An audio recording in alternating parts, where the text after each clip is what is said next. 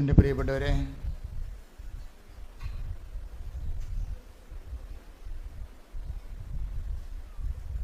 ഇന്ന് നമ്മുടെ ഉടമ്പടി ധ്യാനത്തിനായിട്ട്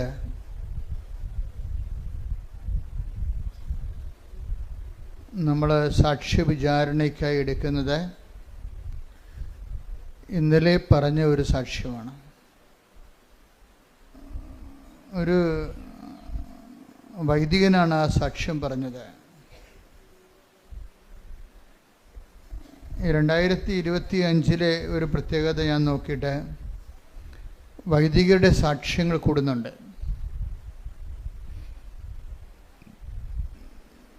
വൈദികരുടെ സാക്ഷ്യം കൂടുമ്പോൾ ഉണ്ടാകുന്ന ഗുണമെന്ന് പറയുന്നത് വൈദികർക്ക് ഉടമ്പടി എന്താണെന്നൊക്കെ അറിയാം. ബൈബിളിനെ കുറിച്ച് നല്ല വൈജ്ഞാനിക സമ്പത്തുണ്ട്. സഭയെക്കുറിച്ച് അറിയാം.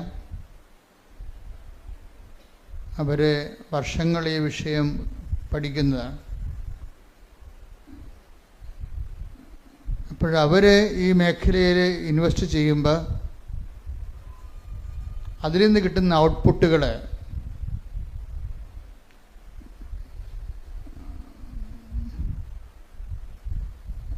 എല്ലാവർക്കും ഒരുപോലെ പ്രയോജനമുള്ളതായിരിക്കും.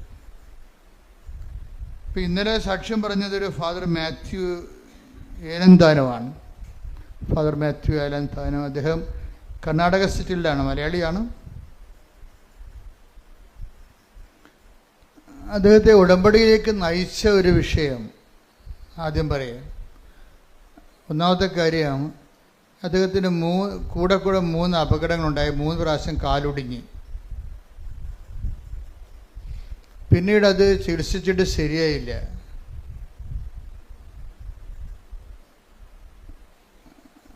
അപ്പോൾ ഗുരുതരമായ രീതിയിൽ കാല് അമ്പ്യൂട്ട് ചെയ്യണമെന്ന് ഡോക്ടർ പറഞ്ഞു, മുറിച്ച് കളയണമെന്ന്. അപ്പം അങ്ങനെ ഒരു നിസ്സാരമായ കാര്യമല്ലത്. വളരെ നമ്മുടെ കാലൊന്നും മുറിച്ച് കളയേണ്ട ഒരു അവസ്ഥ വന്നാൽ തീർന്നില്ല നമ്മുടെ സഞ്ചാരം. അതോടുകൂടി നമ്മുടെ സഞ്ചാരം തീർന്നു. കാലുള്ളപ്പോൾ കൃപാസനത്തിൽ വരെ അനുഭവം ഭയങ്കര അകലമാണല്ല എന്നൊക്കെ പറയും. ഇനിയിപ്പോൾ പകലമാണെന്ന് പറയണ്ട, കാല് മുറിച്ച് വീട്ടിലിരുന്നാൽ മതിയല്ലോ. അല്ലേ, കാലുള്ളവർക്കല്ലേ ഒത്തിരി പ്രശ്നങ്ങളൊക്കെ പറയണത്. അയ്യോ ഭയങ്കര ഒരു ദിവസം മുഴുവൻ പോകില്ല, അവിടെ കൃപാസനത്തിൽ ഇരിക്കുമ്പോൾ ഭയങ്കര വിയർപ്പാണല്ലോ, എന്തെല്ലാം പരിപാടിയാണ് പറയണത്. ഈ ദിവസങ്ങളിൽ അമേരിക്കയിൽ നമ്മുടെ സഹപ്രവർത്തകയാണ്. അവിടെ ധ്യാനം നടത്തുന്നതിൽ ത്രേസ്യാമ്മ ചേച്ചി എന്നെ വിളിച്ച് വെറുതെ പറഞ്ഞ്, അച്ഛാ കൃപാസനത്തിൻ്റെ വീഡിയോ കാണുമ്പോൾ ഭയങ്കര സങ്കടം തോന്നണ്. കാര്യം ആൾക്കാരൊക്കെ ഇങ്ങനെ പുഴുക്കിലും വേർപ്പിലും ഇരിക്കുകയാണല്ലോ എന്ന്. അപ്പോൾ അത് ഞങ്ങൾക്ക് എന്തെങ്കിലും ചെയ്യാൻ പറ്റുമോ വെച്ചാൽ ഞങ്ങൾ ചെയ്യാൻ തയ്യാറാണെന്ന്. ഞാൻ അവരോട് സഹായമൊന്നും ചോദിച്ചില്ല. കാരണം നമ്മുടെ പ്രഖ്യാപിത പോളിസിയാണല്ലോ. അപ്പം നമ്മളെ സംബന്ധിച്ചിടത്തോളം ജനങ്ങളല്ല, ഈശോയ്ക്ക് നമ്മൾ കൊടുക്കുന്ന ഒരു നോട്ടുണ്ടത് എന്ന് വെച്ച് കഴിഞ്ഞാൽ ഈശോയെ വെച്ചിട്ട് കർത്താവ് തരുന്ന ഈ ശുശ്രൂഷയെ നമ്മൾ വെച്ച് മുതലാക്കണില്ലെന്ന് ആദ്യം അറിയേണ്ടത് ആരാണ്? മനുഷ്യരല്ല. ആരും, അത് ദൈവമാണ് അറിയേണ്ടത്. അപ്പോൾ ദൈവത്തിൻ്റെ വിഷയത്തിൽ നമുക്ക് ദൈവത്തിൽ നിന്നൊരു ക്ലീൻ ചിട്ട് വേണം. മനുഷ്യർ ചിലപ്പോൾ ഇന്ന് നല്ലതാണെന്ന് പറയണത് നാളെ മോശമായിട്ട് പറയാം. അതൊന്നും പ്രശ്നമല്ല ശരിക്കും. അപ്പോൾ ഞാൻ ആ വിഷയത്തിൽ പറഞ്ഞു, ചേച്ചി കുറച്ച് പ്രശ്നങ്ങളുണ്ട്, പക്ഷേ എൻ്റെ മനസ്സിൽ ആ സമയത്ത് വന്നതേ ഇതിപ്പോഴല്ല, നേരത്തെ ഇങ്ങനെ തന്നെയായിരുന്നു. വലിയ വലിയ അത്ഭുതങ്ങളെല്ലാം അടയാളം നടന്നിരിക്കുന്നത് മനുഷ്യരിങ്ങനെ വേർപ്പിൽ കുളിച്ച് നിൽക്കുമ്പോഴായിരുന്നു. കുറച്ച് ത്യാഗത്തോടു കൂടി ഈ വിഷയം ചെയ്യാൻ ആഗ്രഹിക്കുന്നവരെ അതിൻ്റെ അകത്ത് ഇന്ന് ഞാൻ വെളുപ്പിനെ ഒരു പ്രധാനപ്പെട്ട അച്ഛനുമായിട്ട് സംസാരിച്ചു. അപ്പം അച്ഛൻ എന്നോട് ചോദിച്ചു, അച്ഛൻ എനിക്ക് ഉടമ്പടി എടുക്കണം. അതും ഒരു അച്ഛനാണ്. അപ്പം അച്ഛൻ എനിക്ക് ഉടമ്പടി എടുക്കണം, അച്ഛൻ ഉടമ്പടിയെക്കുറിച്ച് എന്താണെന്ന് എന്നോട് പറഞ്ഞു തരുമോ? അപ്പം അത് അദ്ദേഹം അച്ഛനായതുകൊണ്ടും എന്നോടങ്ങനെ ചോദിച്ചത് കൊണ്ടും അദ്ദേഹം ഉടമ്പടി എടുത്താൽ നല്ല സാക്ഷ്യം കിട്ടിയാൽ നമുക്ക് കുറച്ച് ഗുണങ്ങളാണ്. കൂടുതൽ കർത്താവിൻ്റെ ഈ പദ്ധതികളെ, കർത്താവ് ഉടമ്പടി ഒരു പദ്ധതിയാണല്ലോ, അതനുസരിച്ച് സഭയിലാകമാനം അതിനൊരു ഓളം ഉണ്ടാകുകയും ജനങ്ങൾ ഒത്തിരി പേര് അതിലൂടെ കർത്താവിനെ അറിയാനും സാക്ഷിയാകാനൊക്കെ സഹായിക്കും. അപ്പം ഞാൻ അച്ഛനോട് പറഞ്ഞു, അച്ഛാ ഇതിൻ്റെ അകത്ത് ഇപ്പോൾ അച്ഛൻ്റെ ഇനീഷ്യേഷൻ ഉണ്ട് ഉടമ്പടിക്ക്. എപ്പോഴും ഉടമ്പടി എടുക്കണമെന്ന് ഇപ്പം അച്ഛന് തോന്നിയില്ലേ? അച്ഛന് ഉടമ്പടി എടുക്കണം, ഇപ്പം നിങ്ങൾക്കും തോന്നും ഉടമ്പടി എടുക്കണമെന്ന് തോന്നത്തില്ലേ? അപ്പം തോന്നുമ്പോൾ അതിന് ഒരു ഇൻസെൻറ്റീവാണത്. ദൈവത്തിൻ്റെ ഭാഗത്തു നിന്ന് നിങ്ങൾക്ക് തരുന്നൊരു ഇൻസെൻറ്റീവാണ്, ഒരു പ്രോത്സാഹനമാണ്. ഉടമ്പടി എടുക്കണമെന്ന് നിങ്ങൾക്ക് തോന്നുമ്പോൾ അതിന് ഇൻസെൻറ്റീവ് എന്ന് പറയും. ദൈവത്തിൻ്റെ ഭാഗത്തുനിന്ന് ദൈവം ഈ വിഷയത്തിൽ ഇടപെടാൻ ഉദ്ദേശിക്കുന്നു. നിങ്ങളുടെ ജീവിതത്തിൽ ദൈവം പ്രത്യേകമായ വിധത്തിൽ, എല്ലാവരുടെ ജീവിതത്തിലും ദൈവം ഇടപെടുന്നുണ്ട്. പക്ഷേ ഉടമ്പടിയിലൂടെ വരുന്നത് എന്താണ്? ഒരു പ്രത്യേകമായ ഇടപെടലാണ്. കർത്താവ് പറഞ്ഞ പോലെ വിശിഷ്യ നിങ്ങൾ എന്താണ് ചെയ്യുന്നതെന്ന് ചോദിച്ചില്ലേ? അതുപോലെ വിശേഷവിധിയായ ഒരു ദൈവവിളിയിലേക്കാണ് ഉടമ്പടി നമ്മളെ കൊണ്ടെത്തിക്കുന്നത്. അതുകൊണ്ട് ഞാൻ അച്ഛനോട് വളരെ സാവകാശത്തിൽ ഫോണിൽ സ്റ്റെപ്പുകൾ പറഞ്ഞിട്ട് ആദ്യം പറഞ്ഞത് അച്ഛന് ഇതൊരു ഇൻസെൻറ്റീവാണ്. ഇനിഷ്യേഷൻ ആൻഡ് ഇൻസെൻറ്റീവ്നെസ് അത് ദൈവം ആദ്യം നമുക്ക് തരും. പക്ഷേ ഇതിൻ്റെ സെക്കൻഡ് പാർട്ട് ഇൻവെസ്റ്റ്മെൻ്റാണ്. എന്താ കാര്യം? നമുക്കൊരു ഇൻസെൻറ്റീവ് പ്രോത്സാഹനം കിട്ടിക്കഴിഞ്ഞാൽ നമുക്കത് ഉടമ്പടി എടുക്കാൻ തീരുമാനിച്ചാൽ പിന്നീട് നമ്മൾ പറയും നിങ്ങളുടെ ഇപ്പം ദൈവത്തിൻ്റെ പങ്ക് വെച്ചു. ഇനി കാര്യം ഇത് ബയലാറ്ററൽ എഗ്രിമെൻ്റ് അല്ലേ, ദൈവവുമായിട്ടൊരു ഉഭയകക്ഷി ബന്ധമല്ലേ. അപ്പോൾ ദൈവം നമുക്ക് ആദ്യം തരുന്നത് എന്താണ്? ആരെങ്കിലും വഴി പറയും. ഇപ്പം ഈ ആദ്യം പറഞ്ഞ തോമസ് ഏലന്താൻ അച്ഛൻ്റെ സാക്ഷി എന്ന് പറയുന്നത് അച്ഛനോട് അച്ഛൻ്റെ മെൻറ്റർ അച്ഛൻ്റെ അനുജനാണ് പറഞ്ഞത്. അച്ഛനെ ഒന്ന് കൃപാസനം വരെ എൻ്റെ കൂടെ വരുമോ എന്ന് ചോദിച്ചത്. ആരാണ് ചോദിച്ചത്? അച്ഛൻ്റെ സ്വന്തം അനുജനാണ്, കുടുംബജീവിതക്കാരനാണ്. അപ്പോൾ എന്താ വരാം, കാര്യം കാല് മുറിച്ച് കളയുമെന്ന് പറഞ്ഞിരിക്കുകയല്ലേ. തന്നെയല്ല വേറെയും പ്രശ്നമുണ്ട് അച്ഛന്. ഏലന്താന അച്ഛൻ ആദ്യം പറഞ്ഞ അച്ഛൻ്റെ പ്രശ്നം എന്താ? അച്ഛൻ്റെ കാല് മുറിച്ച് കളയണതല്ലേ, അച്ഛൻ്റെ ഹീമോഗ്ലോബിൻ കുറഞ്ഞുകൊണ്ടിരിക്കുകയാണ്. ഓരോ ദിവസവും 2 പോയിൻ്റ് വെച്ച് കുറയും. പിന്നെ വെളുത്ത് വെള്ളക്കടലത്ത് പോലെ ഇരിക്കും. കുറച്ച് ഹീമോഗ്ലോബിൻ കുറഞ്ഞറിയാമല്ലോ. പിന്നെയൊക്കെ തളർച്ചയായിരിക്കും, കിടപ്പായിരിക്കും. അപ്പോൾ അത് എന്താണെന്ന് കണ്ടുപിടിക്കാൻ പറ്റണില്ല. അതാണ് പ്രശ്നം. ഹീമോഗ്ലോബിൻ കുറയുന്നത് എന്താണെന്ന് കണ്ടുപിടിക്കാൻ പറ്റില്ല. അപ്പോൾ അച്ഛനെ ഒരു ആശുപത്രിയിൽ കൊണ്ടുപോയി 6 ദിവസം നിരീക്ഷണത്തിലിടും. എന്തുകൊണ്ടാണ് ഹീമോഗ്ലോബിൻ ഇപ്പോൾ 6.7 മറ്റാണ് അച്ഛൻ്റെ കറക്റ്റ്, അതിൻ്റെ 12 മറ്റാണ്. ചിലക്ക് 14 വരെ കോമൺ ആയിട്ട് വരും. ഇപ്പോൾ ഇതിപ്പോൾ 6 ഉള്ളൂ. തളർന്ന് അച്ഛന് വല്ലാത്ത അവശത നിലയിലാണ്. പക്ഷേ ഡോക്ടർമാർക്ക് ഇത് എന്തുകൊണ്ടാണ് ഹീമോഗ്ലോബിൻ ഇങ്ങനെ ഓരോ ഡേ ബൈ ഡേ കുറയണത്? കാര്യം രക്താർബുദങ്ങളൊക്കെ വരുമ്പോഴാണല്ലോ ഇതിങ്ങനെ കുറയണത്. അപ്പോൾ ബോൺമാരൊക്കെ ചെയ്യണമെന്ന് അച്ഛനോട് പറഞ്ഞു. പക്ഷേ രക്താർബുദമായിട്ട് അവർക്ക് ടെസ്റ്റ് ചെയ്തിട്ട് തോന്നിയിട്ടുമില്ല. അപ്പോൾ അതുകൊണ്ട് അവരുടെ കയ്യിൽ നിന്ന് ഇങ്ങനെ ഒളിച്ച് കളിക്കുകയാണ്. എന്തുകൊണ്ടാണ് ഹീമോഗ്ലോബിൻ ഇങ്ങനെ ഡേ ബൈ ഡേ ദിവസം പ്രതി കുറയണത്? അതിൻ്റെ കാരണങ്ങൾ കണ്ടുപിടിക്കാൻ 6 ദിവസത്തെ നിരീക്ഷണം കഴിഞ്ഞിട്ടും പറ്റണില്ല. അപ്പോൾ കാലം മുറിച്ച് കളയും, ഹീമോഗ്ലോബിൻ കുറഞ്ഞു കഴിഞ്ഞാൽ പിന്നെ ഈ ചുമ്മാ ഇങ്ങനെ ഈ ചാക്കിൻ്റെ അകത്ത് നെല്ല് വെച്ചിരിക്കണ പോലെ ഇരിക്കും. ഇപ്പം നമ്മളിപ്പോൾ ഈ കാറ്റ് പോയി ബലൂൺ പോലെ കിടക്കും ആൾക്കാർ, ഒന്നും ചെയ്യാൻ പറ്റത്തില്ല. അപ്പോൾ ആ സമയത്താണ് അച്ഛനോട് ചോദിക്കണം, അച്ഛന് ഒന്ന് കൃപാസനം വരെ വരുമോ, ഒരു ഉടമ്പടി എടുക്കുമോ എന്ന് ചോദിക്കണത്. ഈ അച്ഛനെ സംബന്ധിച്ചിടത്തോളം 0- നമ്മുടെ ടെക്നിക്കൽ ഭാഷ പറഞ്ഞാൽ 0- അപ്പം ഇനിയിപ്പോൾ ഒരു ഓപ്ഷൻ നോക്കുമ്പോഴേ ഇപ്പം കൃപാസനത്തെക്കുറിച്ചൊക്കെ ഇപ്പം മീഡിയയിലൊക്കെ ആൾക്കാരെ വിവരമില്ലാത്ത അതിൻ്റെ അത് അച്ഛന്മാരുമുണ്ട്, തോന്നിവാസമൊക്കെ വിളിച്ച് പറയുന്നുണ്ട്. അപ്പോൾ എന്താ പ്രശ്നം വെച്ച് കഴിഞ്ഞാൽ ഇവർക്ക് ഇങ്ങനെ പറയണൊക്കെ എനിക്ക് ഭയങ്കര ഇഷ്ടമാണ്. എന്താ കാര്യം വെച്ച് കഴിഞ്ഞാൽ പബ്ലിക് മീഡിയയിൽ ഇങ്ങനെ കൃപാസനത്തെക്കുറിച്ചൊക്കെ പണ്ട് തോന്നിവാസം പറഞ്ഞാണ് കൃപാസനം ഇത്രയും വളർന്നിപ്പോൾ ഇരിക്കാൻ പറ്റാത്ത. കർത്താവാണെങ്കിൽ എല്ലാ ദിവസവും ഡസൻ കണക്കിന് അടയാളം കാണിച്ചുകൊണ്ടിരിക്കുകയാണ്. കാര്യം എന്തെങ്കിലും തോന്നിവാസൻ കൃപാസനത്തെക്കുറിച്ച് ആരെങ്കിലും പറഞ്ഞു കഴിഞ്ഞാൽ കേൾക്കുന്നതിനുടനെ പോയി കൃപാസനം എന്താണെന്ന് നോക്കും, പിന്നെ അവിടെ പെട്ടുപോകും. അതെന്താ കാര്യം വെച്ച് കഴിഞ്ഞാൽ നിങ്ങൾ കാണുന്നത് ജനങ്ങളുടെ അനുഭവങ്ങളല്ലേ പറയണത്. 10,000 മറ്റോ ഉണ്ട് സാക്ഷ്യം, 10,000 മറ്റോ സാക്ഷ്യങ്ങളുണ്ട്. കാര്യം ജനങ്ങളുടെ വ്യത്യസ്തങ്ങളായ ജീവിത അനുഭവങ്ങളാണ് പറയണത്. അപ്പോൾ ദൈവത്തെ ആശയപരമായിട്ട് അംഗീകരിച്ചിട്ട് അതിൻ്റെ പേരിൽ ഒരു ദൈവവിശ്വാസിയായ ആൾക്കാരുണ്ട്. പക്ഷേ ഉള്ള പ്രോബ്ലം എന്ന് വെച്ച് കഴിഞ്ഞാൽ അതിൻ്റെ അകത്ത് അവർക്ക് പേഴ്സണൽ ഇൻവെസ്റ്റ്മെൻറ്റ് കുറവാണ്. ആശയപരമായിട്ട് ദൈവം ഉണ്ട്, പൗരോഹിത്യം സ്ഥാപിച്ചതാണ്, എനിക്കും പൗരോഹിത്യം തന്നെ കിട്ടിയിരിക്കണം എന്നൊക്കെ പറഞ്ഞ് ആശയപരമായിട്ടുള്ള അറിവുകളുണ്ടെങ്കിൽ വലിയ വേസ്റ്റ് ജന്മങ്ങളാണ്, വലിയ പ്രചോദനമൊന്നുമില്ല. എന്താ കാരണം എന്ന് വെച്ച് കഴിഞ്ഞാൽ അതുകൊണ്ട് ഞാൻ ഈ അച്ഛനോട് വെളുപ്പിനെ സംസാരിച്ച അച്ഛനോട് പറഞ്ഞ അച്ഛാ, ഇൻസെൻറ്റീവൊക്കെ ദൈവം തരും, പക്ഷേ ഇതിൻ്റെ അകത്ത് ഇൻവെസ്റ്റ്മെൻ്റ് ഉണ്ട് അച്ഛൻ്റെ ഭാഗത്ത് നിന്ന്. ഇപ്പോൾ ദൈവം അച്ഛന് തന്നിരിക്കണത് എന്താണ്? ഇൻസെൻറ്റീവ് തന്നിട്ടുണ്ട്, ഒരു ഇൻസ്പിറേഷൻ തന്നിട്ടുണ്ട്, അച്ഛന് ഒരു പ്രചോദനം തന്നിട്ടുണ്ട്. ഇനി അച്ഛൻ്റെ പങ്ക് വെക്കേണ്ടി വരും. എന്താ കാരണം? അതായത് നമ്മൾക്ക് ഈ ഉടമ്പടിയിലേക്കല്ല പോണത്. ഇനി ഉടമ്പടിയിലേക്ക് പോകുന്നതിന് മുമ്പ് എന്തിൻ്റെ എക്സ്പെൻഡിച്ചറുണ്ട്, ചിലവുണ്ട്. ചിലവെന്ന് പറയണത് നമ്മളുടെ ഭാഗത്തു നിന്ന് ചില സമയത്ത് നിങ്ങൾക്ക് ഇപ്പോൾ ഈ അമ്പ്യൂട്ട് ചെയ്ത അച്ഛനില്ലേ, കാല് അമ്പ്യൂട്ട് ചെയ്തില്ല, ചെയ്യാൻ വേണ്ടി കാല് മുറിച്ച് കളയണമെന്ന് പറഞ്ഞ അച്ഛനില്ലേ, അച്ഛനെ സംബന്ധിച്ചിടത്തോളം അച്ഛൻ ആരുടെങ്കിലും സഹായത്തോടെ ഇവിടെ വരണം അല്ലേ? അതാണ് ചിലവ്. അതിൻ്റെ ആരുടെങ്കിലും സഹായത്തോടെ വരണം. ഇവിടെ ഈ ഇല്ലാത്ത കാലം വെച്ച് അച്ഛനാണെന്ന് പറഞ്ഞാൽ ശരി, മുകളിലത്തെ നിലയിൽ കയറണം. അച്ഛന് താഴെ കൊണ്ടൊന്നും കൊടുക്കത്തില്ലല്ലോ ഉടമ്പടി, അച്ഛൻ കയറണം അത് വെച്ച്. അപ്പോൾ കയറാൻ ആരെങ്കിലും പറ്റുകയില്ലെന്ന് പറഞ്ഞു കഴിഞ്ഞാൽ നിങ്ങൾ ഉടമ്പടി എടുക്കേണ്ടെന്ന് ഞാൻ പറയത്തുള്ളൂ. കാര്യം എന്താ? ഉടമ്പടിയുടെ പങ്ക്, നമ്മുടെ പങ്കതാണ്. ആർക്കെങ്കിലും ബുദ്ധിമുട്ടാണെന്നൊക്കെ പറഞ്ഞു കഴിഞ്ഞാൽ പറയും, അയ്യോ ചേട്ടാ ഉടമ്പടി ചേട്ടാ ഇത് ചെയ്യാൻ പറ്റുന്നില്ലെങ്കിൽ ഇനി ഉടമ്പടിയുടെ ഒന്നും ചെയ്യാൻ പറ്റത്തില്ല. ഇത് ചെയ്യാൻ പറ്റത്തില്ലെങ്കിൽ ഇനി ചേട്ടന് ഉടമ്പടിയുടെ ഒന്നും ചെയ്യാൻ പറ്റത്തില്ല.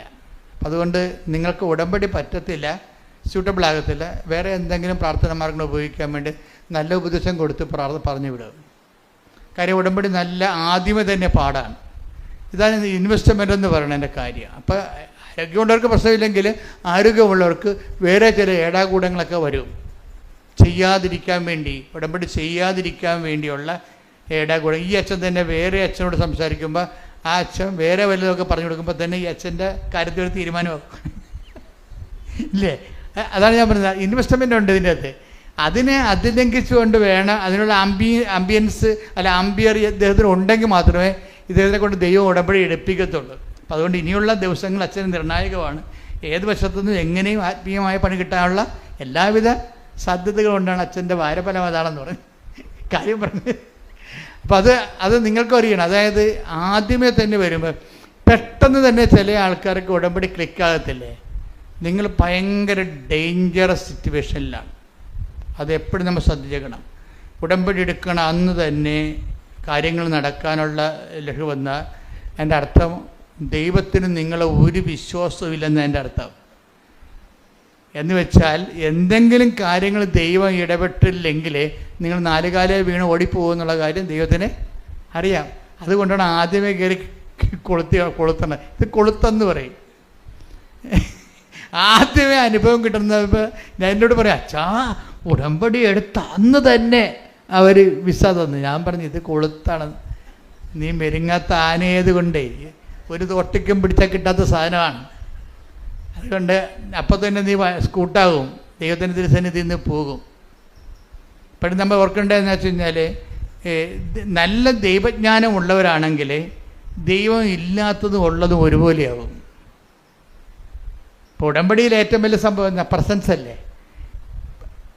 പ്രസൻസ് ആണല്ലോ ദൈവത്തിൻ്റെ ഒരു ദാനം. എന്താണ് ഉടമ്പടി എടുക്കുമ്പോൾ? ദൈവത്തിൻ്റെ പ്രസൻസ് വരും. ഇപ്പം മാർപ്പാപ്പയുടെ മുറിയിൽ മഴവില്ല് കണ്ടെന്ന് എത്രയോ കാലമായി നമ്മൾ ഓരോ മനുഷ്യരും ഇവിടെ മഴവില്ല് കാണുന്നതാണ്. പക്ഷെ അത് വാർത്തയായത് ലോകത്തിന് ഇപ്പോഴാണ്. അത് കാരണം ഉന്നതമായ ശ്രേണികളിൽ ഇതുപോലെ അടയാളങ്ങൾ കാണിക്കുമ്പോൾ അത് അടയാളമാണോ ക്ലൈമറ്റിനാണോ നമുക്കറിയത്തില്ല. പക്ഷെ എന്നാലും അത് വാർത്തയായി എന്നുള്ള കാര്യം സത്യമാണ്. പക്ഷെ അതല്ല, ഉടമ്പടി എടുക്കുമ്പോൾ ഉടമ്പടിയുമായി ബന്ധപ്പെട്ടാണ് മഴവില്ല് ദൈവം അതിൻ്റെ ഒരു അടയാളമായിട്ടാണ് ബൈബിളിലെ വെളിപാടിൻ്റെ ഭാഗമാകുന്നത്. അതിനെ ഉടമ്പടി ചെയ്ത വ്യക്തികൾ, ഇപ്പം മകളെ തോറ്റ് തൊപ്പിയിട്ട് അവൾ ഹോസ്റ്റലിൽ നിന്ന് ഇറങ്ങാൻ പോവുകയാണ്. ഇപ്പം അമ്മ കാശ് കൊടുക്കാൻ അവൾക്കില്ല, അവൾക്കിനി പഠിക്കാനും മുന്നോട്ട് പോകാനുള്ള മാർഗ്ഗമില്ല. അവളെ കോളേജിൽ നിന്ന് ടെർമിനേറ്റ് ചെയ്യാൻ പോകുമ്പോഴാണല്ലോ അമ്മ ഉടമ്പടി എടുക്കുമ്പോഴാണ്. ആ ഉടമ്പടി എടുത്തെന്ന് വിളിച്ചു പറയുമ്പോൾ അവളുടെ മുമ്പിൽ മഴവില്ല് വന്ന് നിൽക്കും. അപ്പോഴമ്മ പറഞ്ഞു, അമ്മ അതേ മഴവില്ലേ, ഇനി അമ്മ പരിശുദ്ധ അമ്മ നോക്കിക്കൊള്ളും. അതാണ് എൻ്റെ വിഷയം. സാന്നിധ്യമാണ്. സാന്നിധ്യം, ദൈവ സാന്നിധ്യത്തിൻ്റെ ദൈവസാന്നിധ്യത്തിൻ്റെ ഒരറിവാണ്. അപ്പം ദൈവസാന്നിധ്യം നൽകുമ്പോൾ ഇതുപോലെ തന്നെ നിങ്ങൾ കുറച്ചങ്ങോട്ട് ചെല്ലുമ്പോൾ ദൈവത്തിൻ്റെ അസാന്നിധ്യം ഉണ്ടാവും. ഈ ദൈവത്തിൻ്റെ അസാന്നിധ്യവും സാന്നിധ്യം പോലെ മനസ്സിലാക്കുമ്പോഴാണ് നമ്മൾ ശരിക്കും ഉടമ്പടി പക്വമാകുന്നത്. മനസ്സിലായ? ദൈവത്തിൻ്റെ സാന്നിധ്യം പോലെ തന്നെയാണ് ദൈവത്തിൻ്റെ അസാന്നിധ്യവും. അതിപ്പോൾ അറിയണമെങ്കിൽ ജെറമിയ വായിച്ചു നോക്കിയേ. ജെറമിയ 23:23 ശ്രുതികട ഹല്ലേലൂയ ഹല്ലേലൂയ ഹല്ലേലൂയ ഹല്ലേലൂയ. യേശുവേ നന്ദി, യേശുവേ സ്തുതി. ഹല്ലേലൂയ ഹല്ലേലൂയ ഹല്ലേലൂയ ഹല്ലേലൂയ. ജെറമിയ 23:23 കർത്താവ് ചോദിക്കുന്നു, സമീപസ്ഥനായിരിക്കുമ്പോൾ മാത്രമാണോ, പറഞ്ഞ് സമീപസ്ഥനായിരിക്കുമ്പോൾ മാത്രമാണോ ഞാൻ നിങ്ങൾക്ക് ദൈവം, വിദൂരത്തിലിരിക്കുമ്പോഴും ഞാൻ ദൈവമല്ലേ. ഇത് എന്താ പ്രശ്നം വെച്ച് കഴിഞ്ഞാൽ, സമീപത്തിരിക്കുമ്പോൾ ആ പ്രസൻസ് ഫീൽ ചെയ്യുമ്പോൾ മാത്രമാണ് ചില ആൾക്കാർ വിശ്വാസത്തിൽ നിൽക്കണത്. ചിലപ്പോൾ അടയാളമില്ലാത്തൊരു കാലമുണ്ടാവും. അപ്പം അടയാളമില്ലാത്തൊരു കാലവും അപ്പം വിചാരിക്കും ദൈവം ഇറങ്ങിപ്പോയി, നിൻ്റെ അനുഗ്രഹത്തിൻ്റെ കാലം കഴിഞ്ഞു, എൻ്റെ പ്രാർത്ഥനയ്ക്ക് എന്തോ കുഴപ്പമുണ്ട്, ഞാൻ പ്രാർത്ഥിച്ചിട്ട് ഏക്കണില്ല ഇനി എന്ന് പറയുമ്പോൾ വീണ്ടും നിങ്ങൾ പ്രാർത്ഥന കുറച്ചുകൊണ്ട് വരും, ഉടമ്പടിയിൽ വിശ്വസ്തത കുറച്ചുകൊണ്ട് വരും. കാര്യം പ്രസൻസിൻ്റെ കാലത്ത് നിങ്ങൾ കാണിക്കുന്ന വിശ്വാസത്തിന് ദൈവം അത്രയ്ക്ക് കണക്കിലെടുക്കത്തില്ല. എന്താ കാര്യം വെച്ച് കഴിഞ്ഞാൽ, പ്രസൻസ് നിങ്ങൾക്ക് നേരെ പ്രസൻസ് തന്നിട്ടാണല്ലോ, അനുഗ്രഹം തന്നിട്ടാണല്ലോ നിങ്ങൾ വിശ്വസിക്കണത്. വീട്ടിലെ പ്രസൻസിൻ്റെ കാലത്ത് നിങ്ങൾ കാണിക്കുന്ന എല്ലാ വിഷയങ്ങളും ദൈവം അത്ര കണ്ട് ആധികാരികതയില്ല അതിന്. കാര്യം എന്താണ്? അതിപ്പോൾ അടയാളം കൊടുക്കാമെന്ന് കേട്ട് അനുഗ്രഹം കൊടുക്കുമെന്ന് കണ്ടു കഴിഞ്ഞാൽ ആരെയും ദൈവമായിട്ട് ആചരിക്കുന്നതിന് ആർക്കും ഇവിടെ പ്രശ്നങ്ങളില്ല. അഹ്റോന് പുരോഹിത വേഷം ധരിപ്പിക്കുമ്പോൾ നിത്യത വരെ അഹ്റോൻ്റെ എല്ലാ തലമുറകൾക്കുമായിട്ടാണ് ദൈവസാന്നിധ്യം മോസസ് ഓരോ ഉടുപ്പ് ധരിപ്പിക്കണം അഹ്റോന്. പക്ഷെ ആ അഹ്റോൻ തന്നെയാണ് ഒരു നിമിഷം ഈജിപ്തിൽ നിന്ന് നമ്മളെ രക്ഷിച്ചത് ഈ കാളക്കുട്ടിയാണെന്ന് പറയണത്. ദൈവത്തെ മാറ്റി നിർത്തിക്കൊണ്ട് കാളക്കുട്ടിയെ ആരാധിക്കുന്നതിന് മനുഷ്യന് ഒന്നൊന്നും അറിഞ്ഞാൽ മതി, ഒന്ന് തിരിഞ്ഞാൽ മതി. അത് ദൈവത്തിന് നല്ലവണ്ണം അറിയാം. അതുകൊണ്ട് അടയാളം കാണിക്കുന്ന കാലത്ത് വലിയ ആർഭാടത്തോടെ സാക്ഷ്യം പറയുകയും അടയാളമില്ലാത്ത കാലത്ത് ദൈവം ഇല്ല എന്ന രീതി ജീവിക്കുകയും ചെയ്യുന്ന അവസ്ഥ ഉണ്ട്. അതുകൊണ്ടാണ് ദൈവം ചോദിക്കണത് ജെറമിയ 23:23 ഞാൻ ഒന്നുകൂടി വായിച്ചത്, സമീപസ്ഥനായിരിക്കുമ്പോൾ മാത്രമാണോ, പറഞ്ഞ് സമീപസ്ഥനായിരിക്കുമ്പോൾ മാത്രമാണോ ഞാൻ നിങ്ങൾക്ക് ദൈവം, വിദൂരത്തിലിരിക്കുമ്പോഴും ഞാൻ ദൈവമല്ലേ. അപ്പൊ നിങ്ങളുടെ വിഷയം നടന്നില്ല എന്ന് വെച്ചുകൊണ്ട് ദൈവത്തിന് വല്ല മാറ്റമുണ്ടോ? അതാണ് പ്രശ്നം. വിഷയം നടന്നില്ല, താമസിക്കുന്നു എന്ന് പറയുമ്പോഴേ ദൈവത്തിന് മാറ്റമുണ്ട് എന്ന് പറഞ്ഞുകൊണ്ടാണ് നിങ്ങൾ മാറിയിട്ട് പഴയ മനുഷ്യരായിട്ട് മാറുന്നത്. നമ്മളെ പഴയ മനുഷ്യരാക്കുന്ന ഒത്തിരി സാഹചര്യങ്ങളുണ്ട് സമൂഹത്തിൽ. ബൈബിളിലെ പുതിയ മനുഷ്യനും പഴയ മനുഷ്യനും ഒന്നുണ്ട്. Take the word of God. ശ്രുതിക്കട്ടെ. ഹല്ലേലൂയ ഹല്ലേലൂയ ഹല്ലേലൂയ ഹല്ലേലൂയ ഹല്ലേലൂയ. യേശുവേ നന്ദി, യേശുവേ സ്തുതി. ഹല്ലേലൂയ ഹല്ലേലൂയ ഹല്ലേലൂയ. കൊളോസ്യസ് 3:10 എടുത്തേ. കൊളോസ്യസ് 3:10 ശ്രുതിക്കട്ടെ. ഹല്ലേലൂയ. യേശുവേ നന്ദി, യേശുവേ ആരാധന ആരാധന ആരാധന ആരാധന. കൊളോസ്യസ് 3:10 സമ്പൂർണ്ണ ജ്ഞാനം കൊണ്ട്, പറഞ്ഞേ, സമ്പൂർണ്ണ ജ്ഞാനം കൊണ്ട് സൃഷ്ടാവിന്റെ പ്രതിച്ഛായക്കനുസൃതമായി നവീകരിക്കപ്പെടുന്ന പുതിയ മനുഷ്യനെ ധരിക്കുവിൻ. ഇപ്പൊ പഴയ മനുഷ്യനെ അതിന്റെ ചെയ്തികളോടുകൂടെ 9 എടുത്ത് ശ്രുതികടൽ. പഴയ മനുഷ്യനെ അവന്റെ ചെയ്തികളോടുകൂടി നിഷ്കാസനം ചെയ്യുവിൻ. അതായത് രണ്ട് മനുഷ്യന് ഉടമ്പടിക്ക് ശേഷവും ഉടമ്പടിക്ക് മുമ്പും ഉടമ്പടിക്ക് ശേഷവും ദൈവം ആഗ്രഹിക്കുന്ന ഒരു പ്രക്രിയയുണ്ട്. അത് എവിടം വരെ എത്തിയെന്ന് അതിൻ്റെ റേറ്റിംഗ് നോക്കണം. പറഞ്ഞാൽ ശരി, ഭയങ്കര സീരിയസാണ്. ദൈവം ഇങ്ങനെ അകന്നു പോകണമെന്നും അല്ല പ്രശ്നം. നിങ്ങൾക്ക് ദൈവത്തെ മനസ്സിലാക്കാൻ പറ്റാതെ വരുമ്പോൾ അകന്നതുപോലെ അനുഭവിക്കുകയാണ്. കാര്യം ദൈവം ഇങ്ങനെ അകന്നു പോകുന്നു അല്ല അടുത്ത് വരുന്നു എന്നുള്ളതല്ല പ്രശ്നം ഇവിടുത്തെ. എന്താണ്, നമ്മൾക്ക് ദൈവത്തെ മനസ്സിലാക്കാൻ പറ്റാത്ത അവസ്ഥ വന്നാൽ ദൈവം അകന്നതുപോലെയാണ് നമുക്ക് അത് ആപേക്ഷികം. അപ്പം നമ്മുടെ ആധ്യാത്മിക അവസ്ഥ അനുസരിച്ചുകൊണ്ടാണ് ദൈവം അടുത്തോ അകന്നോ എന്നറിയണത്. നമുക്ക് ദൈവത്തെ അനുഭവിക്കാൻ പറ്റാത്തൊരു സിറ്റുവേഷൻസ് ഉണ്ടാകണത് എങ്ങനെയാണ്? ഈ പഴയ മനുഷ്യനിലേക്ക് നമ്മൾ തിരിച്ചു പോകും. പഴയ മനുഷ്യൻ, അതാണ് ഉടമ്പടിക്ക് ശേഷവും ഉടമ്പടിക്ക് മുമ്പും എന്ന് പറയണത്. ഉടമ്പടിക്ക് മുമ്പ് എങ്ങനെയായിരുന്നോ അതുപോലെ തന്നെയാണ് ഉടമ്പടിക്ക് ശേഷവും. കുറച്ച് അടയാളം കാണാതെ വരുമ്പോൾ നിങ്ങൾ ഉടമ്പടി മറന്നിട്ട് ദൈവത്തെയും മറന്നിട്ട് പഴയതാണ് നല്ലതെന്ന് പറയും. പഴയതാണ് നല്ലത് എന്ന് പറയണത് ഇപ്പോഴൊന്നുമല്ല, പണ്ട് മുതലേ ഉള്ളതാണ്. പഴയതാണ്, പുതിയ വീഞ്ഞ് കുടിച്ചതിന് ശേഷം പഴയതാണ് നല്ലതെന്ന് അവർ പറയുന്നുവെന്നാണ്. അതായത് അവർ ശീലിച്ച ഹാബിറ്റായിപ്പോയ സംഭവമുണ്ട്. അഭിരുചികളും ഹാബിറ്റുമായിട്ട് ബന്ധമുണ്ട്. ഹാബിറ്റ് എന്ന് പറഞ്ഞാൽ എന്താ? ശീലം. ഒരു നന്മ തിന്മകൾ എല്ലാം അനുഭവ തലങ്ങളിൽ അതൊരു ശീലമോ നല്ല ശീലമോ ദുശീലമോ ആണ്. അപ്പം നമ്മൾ ശീലിച്ചത് പാലിച്ചുകൊണ്ടിരിക്കുമ്പോൾ അത് സുവിശേഷ ചൈതന്യത്തിന് വിരുദ്ധമാണെങ്കിൽ അതിന് പഴയ മനുഷ്യരെന്ന് നമ്മൾ പറയും. പഴയ മനുഷ്യനിലേക്ക് തിരിച്ചു പോകണം. ഇപ്പം ചില ആൾക്കാർ പറയല്ലേ, നോൻപ് എങ്ങനെയെങ്കിലും ഒന്ന് കഴിഞ്ഞാൽ മതിയായിരുന്നു. അതാണ് സാധനം. വീട്ടുകാർക്ക് ഭയങ്കര പിടുത്തമായിരിക്കും. മീനിന് പിടുത്തം, മുട്ടക്ക് വരെ ഇവിടുത്തെ ഇറച്ചിക്ക് പിടുത്തം. മനുഷ്യ ഇത് നോൻപാണെന്ന് അറിയാൻ പാടില്ല എന്ന് പറയുമ്പോൾ എന്നൊക്കെ പറഞ്ഞിട്ട് പിന്നെയും വിട്ട് വിഴുങ്ങും. അപ്പോൾ തലയിൽ ചൊറിഞ്ഞുകൊണ്ട് പറഞ്ഞത് എന്താണ്? ആ നോൻപെന്ന് കഴിഞ്ഞാൽ മതിയായിരുന്നെന്ന് പറയും. ഇതാ പഴയ മനുഷ്യൻ.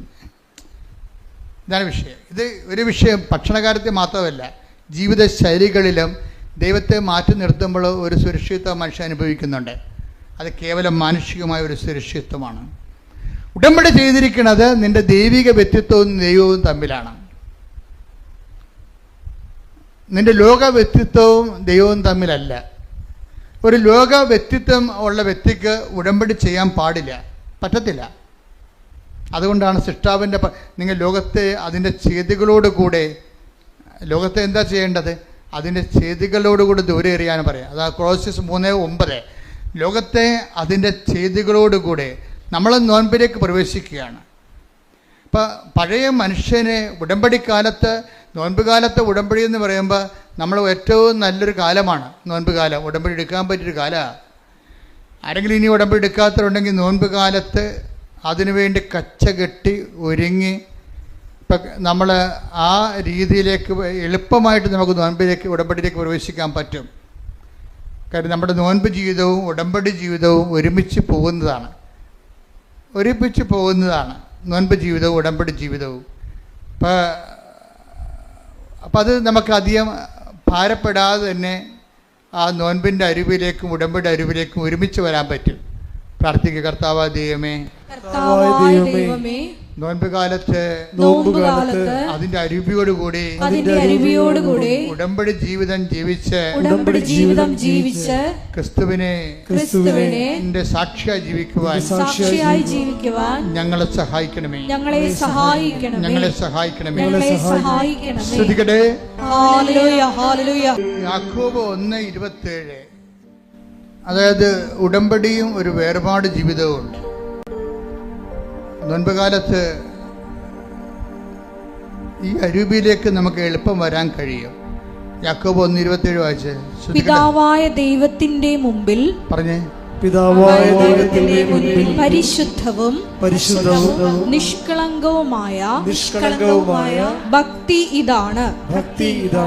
അനാഥരുടെയും വിധവകളുടെയും ഞെരുക്കങ്ങളിൽ അവരുടെ സഹായത്തിനെത്തുക. ലോകത്തിന്റെ കളങ്കമേൽക്കാതെ തന്നെ തന്നെ കാത്തു സൂക്ഷിക്കുക. ഉടമ്പടി കാലത്ത് നമ്മൾ രണ്ട് കാര്യങ്ങളാണ്. എന്താണ്? ഭക്തിയുടെ ജീവിതമുണ്ട്. പക്ഷെ ഭക്തി എന്ന് പറഞ്ഞാൽ എന്താണ്?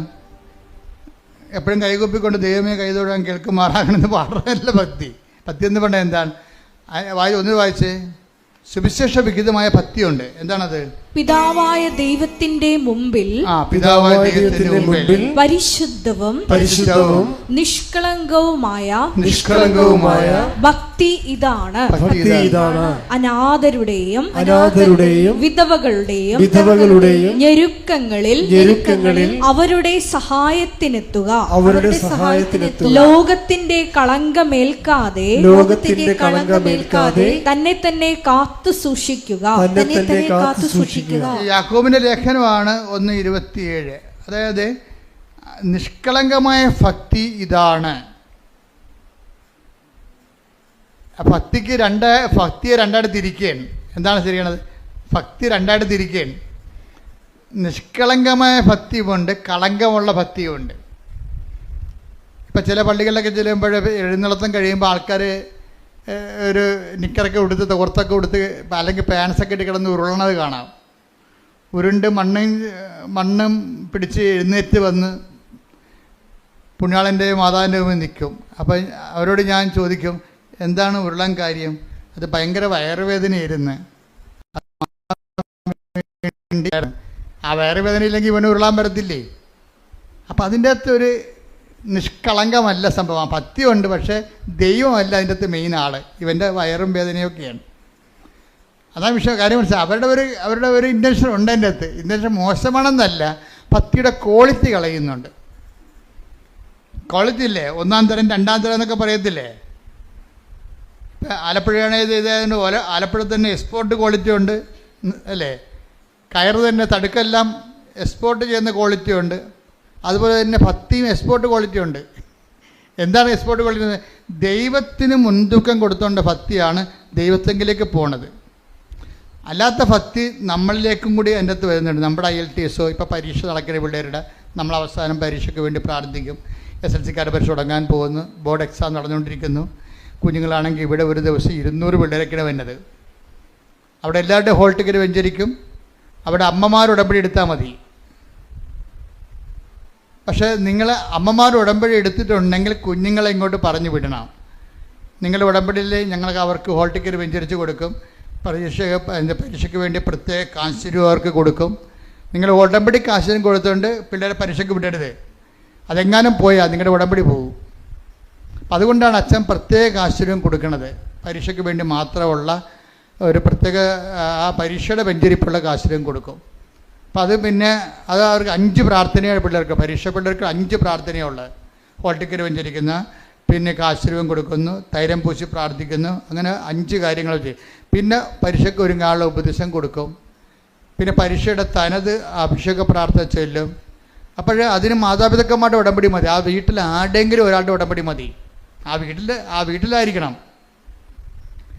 ആ വീട്ടിലുള്ള ആ ഓൺ ഹൗസിൽ താമസിക്കുന്ന ആരുടെയെങ്കിലും ഒരാളുടെ ഉടമ്പടി മതി. പക്ഷേ പിള്ളേരുടെ എവിടെ കിട്ടിക്കഴിയുമ്പോൾ ഞാൻ കുഞ്ഞുങ്ങളോട് ആ ഉടമ്പടി പ്രകാരം എങ്ങനെ ജീവിക്കേണ്ടതെന്ന് ഞാൻ അവർക്ക് പറയാം. അപ്പം നിങ്ങൾക്ക് സപ്പോർട്ടീവാണത്. എന്താ സപ്പോർട്ടീവ് എന്ന് പറയണത്? നിങ്ങൾ എപ്പോൾ വായിട്ട് അലക്കേണ്ട കാര്യമില്ല. കുഞ്ഞുങ്ങളെ പരീക്ഷ കഴിയുമ്പോൾ നിങ്ങളുടെ ഉടമ്പടി ഏറ്റെടുത്ത് കുഞ്ഞുങ്ങൾ ചെയ്തോളൂ. പിന്നെ അവർ സ്വന്തമായിട്ട് ചെയ്തോളൂ. അപ്പം കിട്ടിയിരിക്കുന്ന അവസരങ്ങൾ കളയരുത്. അപ്പോൾ ഈ ദിവസങ്ങളിൽ പറ്റുന്ന ദിവസങ്ങളിൽ വന്ന് പരീക്ഷ എവിടെയെങ്കിലുമൊക്കെ ഒരു ഇൻ്റർവ്യൂവിൽ പരീക്ഷയ്ക്ക് ഉണ്ടാകത്തില്ലേ? ലീവ് ഒരു ദിവസമൊക്കെ പരീക്ഷ ഇല്ലാത്ത ദിവസമില്ലേ? നിങ്ങൾ ദൈവ കുഞ്ഞുങ്ങളെ കൊണ്ടുവന്ന് പ്രാർത്ഥിപ്പിക്കുക. വ്യാഴാഴ്ച ഒന്നും വരരുത്. വ്യാഴാഴ്ച ഒന്നും ഇവിടെ അച്ഛനുണ്ടാകത്തില്ല. ഞായറും വരരുത്. ബാക്കിയുള്ള ദിവസങ്ങളിൽ ഈ അച്ഛനെ കണ്ടേ പതിയാവൂ എന്ന് ധ്യാനത്തിൽ തന്നെ ഉടമ്പടി ഞാൻ ഇവരച്ഛനുള്ള ധ്യാനത്തിൽ തന്നെ നിൽക്കണത്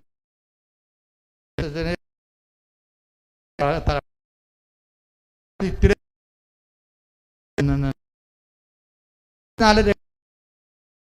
അതുകൊണ്ട് ഉണ്ടാകുകയല്ല. പക്ഷേ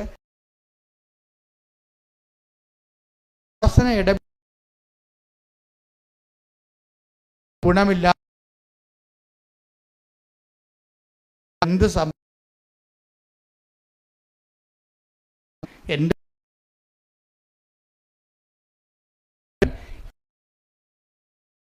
അതാണ് ഞാൻ അച്ഛനോട് ആദ്യമേ പറഞ്ഞത്. ദൈവത്തിൻ്റെ പോർഷൻ അത് നമ്മൾ ഉറപ്പ് വരുത്തണം. ദൈവത്തിൻ്റെ പോർഷൻ ദൈവത്തിന് കൊടുക്കാനുള്ളത്.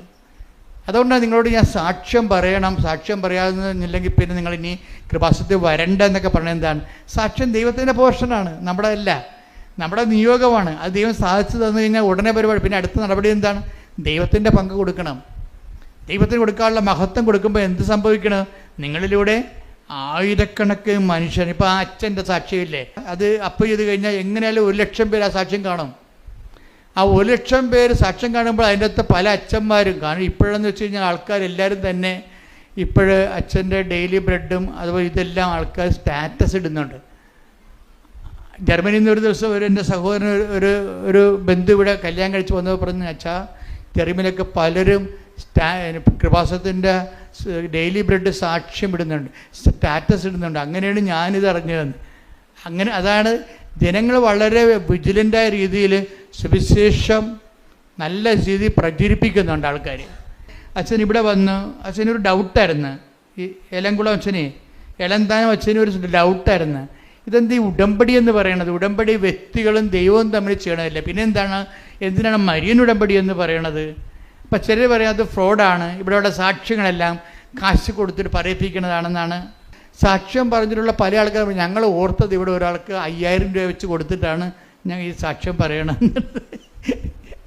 അതെന്താ പ്രശ്നം വെച്ച് കഴിഞ്ഞാൽ നിങ്ങൾക്കറിയാമല്ല, ഇവിടെ സാക്ഷ്യം പറയുന്നതിന് പോലും ഭയങ്കര പാടാണ്. ക്യൂ നിൽക്കണം, എത്ര നേരം ക്യൂ നിന്നെങ്കിലാണ് ആൾക്കാർക്ക് അത് ഇനി സാക്ഷ്യം അംഗീകരിച്ച് കിട്ടാൻ വലിയ പാടല്ലേ. മുകളിൽ നിന്ന് പറഞ്ഞു വിട്ടാലും താഴെ അത് സ്കാൻ ചെയ്ത് നോക്കുമ്പോൾ അത് അപ്പ് ചെയ്യാൻ പറ്റാത്ത സാക്ഷ്യമാണെങ്കിൽ നിങ്ങൾ ഒപ്പിട്ട് കൊടുക്കുകയുള്ളൂ, പറയിപ്പിക്കത്തില്ലത്. അപ്പോൾ അതാണ് ഇവിടുത്തെ അവസ്ഥ. അത്രയും സാക്ഷ്യം ക്വാളിറ്റി ഉള്ളതുണ്ട് നമ്മുടെ കയ്യിൽ. ഞാൻ പറഞ്ഞു വരുന്നതിൻ്റെ അർത്ഥം എന്ന് പറയണത്, ഈ ഇപ്പം അച്ഛൻ തന്നെ ചെയ്യണത് എന്താ? അച്ഛന് അനുഭവങ്ങൾ കിട്ടി. അച്ഛൻ ഇവിടെ ഇത് മരിയൻ ഉടമ്പടി എന്ന് വിളിക്കാൻ കാരണം എന്താണെന്നൊക്കെ പറഞ്ഞ് സംശയിച്ചാണ് പുള്ളി കയറണത്. കയറി മുകളിൽ ചെല്ലുമ്പോൾ തന്നെ എൻ്റെ ക്ലാസ് അച്ഛൻ കേൾക്കും. എന്താ കാര്യം? നിങ്ങൾക്ക് സംശയമുണ്ട്, എന്താണ്? ദൈവത്തോടല്ലേ ഉടമ്പടി ചെയ്യണത്, പിന്നെ എന്താ മരിയൻ ഉടമ്പടി എന്ന് പറയണത്? അപ്പോൾ ഞാൻ ക്ലാസ്സിലൂടെ പറയും, മരിയൻ ഉടമ്പടി എന്ന് വെച്ച് കഴിഞ്ഞാൽ നമ്മൾ ദൈവത്തോട് തന്നെയാണ് ഉടമ്പടി ചെയ്യണത്, പക്ഷേ ആരുടെ മധ്യസ്ഥതയിൽ? മാതാവിൻ്റെ മധ്യസ്ഥതയിൽ. അതാണ് മരിയൻ ഉടമ്പടി എന്ന് പറയണത്. കാരണം അമ്മയല്ലേ പറഞ്ഞത് അവൻ പറയണത് പോലെ ചെയ്യണമെന്ന്. അപ്പം അവൻ പറയണത് പോലെ ചെയ്തോളാമെന്നല്ലേ നമ്മൾ ദൈവത്തോട് ഉടമ്പടി ചെയ്യണത്? ആരുടെ മധ്യസ്ഥതയിൽ? മാതാവിൻ്റെ മധ്യസ്ഥത. അതാണ് മരിയൻ ഉടമ്പടി. ശ്രദ്ധിക്കട്ടെ. ഹല്ലേലൂയ ഹല്ലേലൂയ ഹല്ലേലൂയ യേശുവേ നന്ദി. ഹല്ലേലൂയ ഹല്ലേലൂയ ഹല്ലേലൂയ ഹല്ലേലൂയ ഹല്ലേലൂയ. ഉടമ്പടി പ്രാർത്ഥനയിൽ അമ്മ ഉടനടി പരിഹാരമേ. ഉടമ്പടി പ്രാർത്ഥനയിൽ അമ്മ ഉടനടി പരിഹാരമേ. അവൻ പറയുന്നത് ചെയ്തിടും, ജീവിതം ധന്യമായി തീർന്നിടും. അവൻ പറയുന്നത് ചെയ്തിടും, ജീവിതം ധന്യമായി തീർന്നിടും. പരിശുദ്ധ പരമ ദിവ്യകാരുണ്യത്തിന് ആരാധനയും സ്തുതിയും പുകഴ്ചയും പരിശുദ്ധ പരമ ദിവ്യകാരുണ്യത്തിന് ആരാധനയും സ്തുതിയും പുകഴ്ചയും ഉണ്ടായിരിക്കട്ടെ. അതിനുശേഷം ഇങ്ങനെ ഒരു മാർച്ച് 7 എന്തോ ഡേറ്റ് ഉടമ്പടി എടുത്തു. അച്ഛൻ ഉടമ്പടി എടുക്കുമ്പോഴേ അച്ഛൻ ഫുൾ ആൻഡ് ഫുൾ കൺവിൻസ്ഡ് ആയിട്ടാണ് ഈ ഉടമ്പടി എടുക്കുന്നത്. ഉടമ്പടി എടുത്തതിന് ശേഷം അച്ഛൻ എല്ലാം അതുക്കൊന്നും പിന്നെ അച്ഛൻ മരുന്നുകളെല്ലാം അവസാനിപ്പിക്കും. കാര്യം അച്ഛന് ആന്തരികമായിട്ട് മാതാവ് തോന്നിക്കും ഇത് കറക്റ്റ് വഴിയാണെന്ന് തോന്നിക്കും. നിങ്ങൾ അച്ഛൻ മരുന്ന് ഉപേക്ഷിച്ചെന്ന് പറഞ്ഞ് നിങ്ങൾ മരുന്ന് ഉപേക്ഷിക്കാൻ ഞാൻ പറയത്തില്ല കേട്ടോ. കാര്യം കൃപാസനത്തിൻ്റെ പോളിസി മാറ്റർ ഞാൻ നേരത്തെ പറഞ്ഞിട്ടുണ്ട്. കത്തോലിക്ക സഭ മരുന്നിനെക്കുറിച്ച് എന്ത് പറയുന്നു അതാണ് കൃപാസനത്തിൻ്റെ കോമൺ പോളിസി എന്ന് പറയുന്നത്. സഭ വൈദികനെയും ഡോക്ടർമാരെയും ആശുപത്രിയെയും അതുപോലെ തന്നെ വൈദ്യത്തെയും അതുപോലെ തന്നെ മരുന്നിനെയും ഒക്കെ ദൈവത്തിൻ്റെ ഹീലിംഗ്, ദൈവത്തിൻ്റെ സൗഖ്യദായകമായ പ്രവർത്തനത്തിൻ്റെ മാധ്യമമായിട്ട് തന്നെയാണ് സഭ കാണുന്നത്. അതിലൂടെയും ഡോക്ടർമാരിലൂടെയും മരുന്നിലൂടെയും സുഖപ്പെടുത്തുന്നത് ദൈവം തന്നെയാണ്. ശ്രദ്ധിക്കട്ടെ. ഹല്ലേലൂയ. ഹല്ലേലൂയ, ഹല്ലേലൂയ, ഹല്ലേലൂയ, ഹല്ലേലൂയ, ഹല്ലേലൂയ. മഹത്വം, യേശുവേ നന്ദി. ഹല്ലേലൂയ, ഹല്ലേലൂയ. ആരാധന. ഹല്ലേലൂയ, ഹല്ലേലൂയ. അപ്പോൾ ഈ അച്ഛനെ സംബന്ധിച്ചിടത്തോളം ഉടമ്പടി എടുത്ത് ഇപ്പം അച്ഛൻ്റെ ഹീമോഗ്ലോബിൻ എത്രയാണ്? 7.6. അതുപോലെ തന്നെ പിന്നീട് ഓരോ ദിവസം ചെല്ലും തോറും ഈ 2 പോയിൻ്റ് ഉടമ്പടി എടുത്തതിന് ശേഷം ഒരു മരുന്ന് ഉപയോഗിക്കാതെ ഈ ഹീമോഗ്ലോബിൻ കൂടാൻ തുടങ്ങി. 2 പോയിൻ്റ് കൂടി ഒരു 7 ദിവസം കഴിഞ്ഞപ്പോഴുണ്ട് അച്ഛൻ്റെ ഹീമോഗ്ലോബിൻ 14.2 ഹല്ലേലൂയ, യേശുവേ നന്ദി. അപ്പോൾ അച്ഛൻ ഉടനെ അത് ബോഡിയിൽ ഹീമോഗ്ലോബിൻ കൂടി അറിയാവില്ല, ബോഡിയിൽ ഉടനെ അത് ഫീൽ ചെയ്യും, കരുത്ത് തോന്നും, നമുക്ക് ഊർജ്ജസ്വലതയും തോന്നും. അപ്പം അച്ഛൻ വളരെ ഓക്കെയായി. അപ്പോൾ അച്ഛൻ്റെ മനസ്സിൽ പറഞ്ഞ അദ്ദേഹം എന്താ ചെയ്തത്?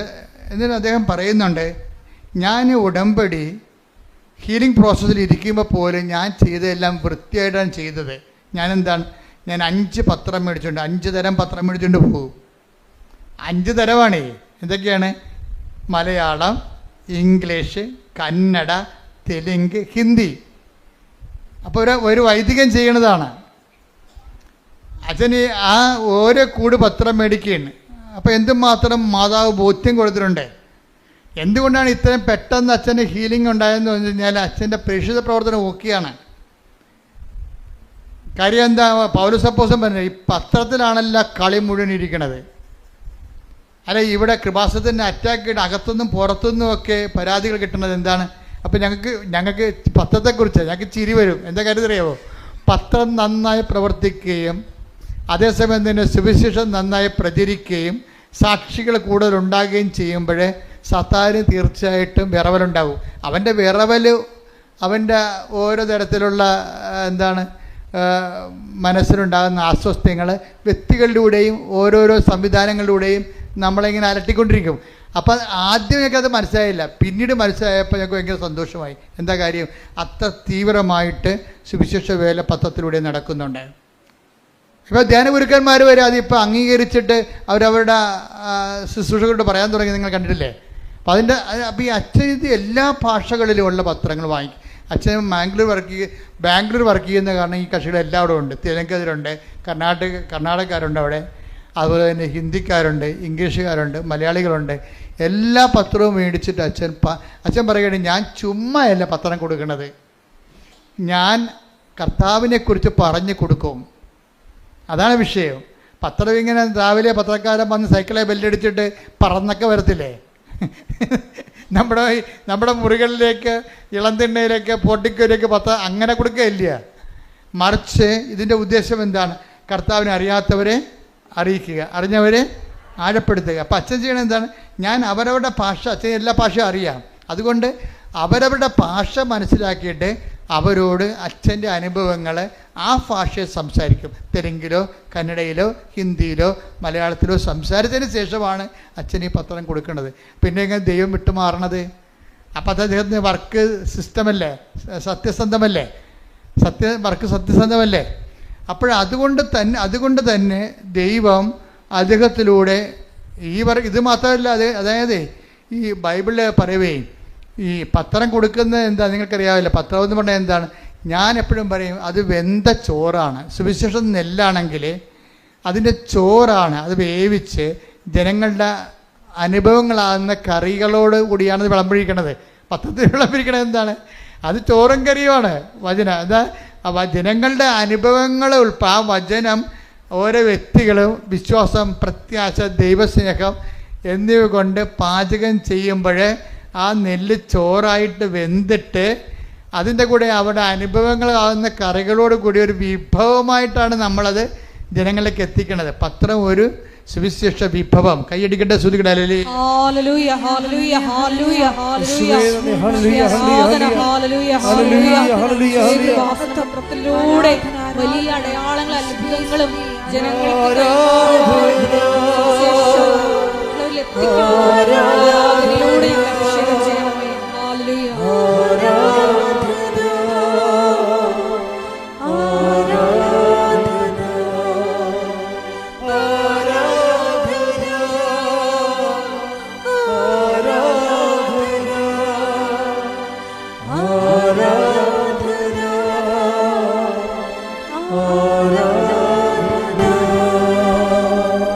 പരമ ദിവ്യകാരുണ്യത്തിന് നേരവും ആരാധനയും സ്തുതിയും പുകഴ്ചയും ഉണ്ടായിരിക്കട്ടെ. അതെ, റോമർ 1:16 എടുത്ത്, സുവിശേഷത്തെ കുറിച്ച് ഞാൻ ലജ്ജിക്കുന്നില്ല. കണ്ട, എന്നാണ് തുടങ്ങുന്നത്. സുവിശേഷത്തെ കുറിച്ച് ഞാൻ ലജ്ജിക്കുന്നില്ല. ആദ്യം അത് യഹൂദർക്ക്, പിന്നീട് വിജാതിയർക്ക് രക്ഷയിലേക്ക് നയിക്കുന്ന ദൈവത്തിൻ്റെ ശക്തിയാണ്. അത് നിസ്സാരമല്ല കേട്ടോ. പത്രം ഒരു ശക്തിയുണ്ട്, പത്രത്തിൻ്റെ ശക്തി എന്നൊക്കെ പറയല്ലേ. ആ ശക്തി എന്ന് പറഞ്ഞാൽ എന്താണത്? സുവിശേഷമാണത്. സുവിശേഷം ഇപ്പം നമ്മൾ സാക്ഷ്യം പറയുമ്പോൾ നമ്മൾ സുവിശേഷം ആകുകയാണ്. സാക്ഷ്യം പത്രത്തിൽ എഴുതി കൊടുക്കുമ്പോൾ നമ്മൾ സുവിശേഷം ഏകുകയാണ്. പിടിയിട്ടില്ലേ? നമ്മൾ സാക്ഷ്യം പറയുമ്പോൾ ആരാകും? നമ്മൾ സുവിശേഷമാകും. നമ്മൾ സാക്ഷ്യം പ്രിൻ്റ് ചെയ്ത നമ്മുടെ സാക്ഷ്യം പത്രത്തിലാക്കിയിട്ട് അനേകരുടെ സാക്ഷ്യങ്ങൾ നമ്മൾ ജനങ്ങളിലേക്ക് കൊടുക്കുമ്പോൾ നമ്മൾ എന്താണ്? സുവിശേഷം ഏകുക. അപ്പം നമ്മുടെ ലക്ഷ്യം എന്താണ്? ഉടമ്പടിയുടെ സുവിശേഷമാകുക. പറഞ്ഞേ, സുവിശേഷമാകുക, സുവിശേഷമേകുക, സുവിശേഷമേകുക, സുവിശേഷമാകുക, സുവിശേഷമാകുക, സുവിശേഷമേകുക. സുവിശേഷമേകുക. കൈയടിക്കട്ടെ, ശ്രദ്ധിക്കട്ടെ. ഹല്ലേലൂയ. ഹല്ലേലൂയ, ഹല്ലേലൂയ, ഹല്ലേലൂയ, ഹല്ലേലൂയ, ഹല്ലേലൂയ, ഹല്ലേലൂയ, ഹല്ലേലൂയ, മഹത്വം, ഹല്ലേലൂയ, ആരാധന, ഹല്ലേലൂയ, ഹല്ലേലൂയ. യേശുവേ നന്ദി.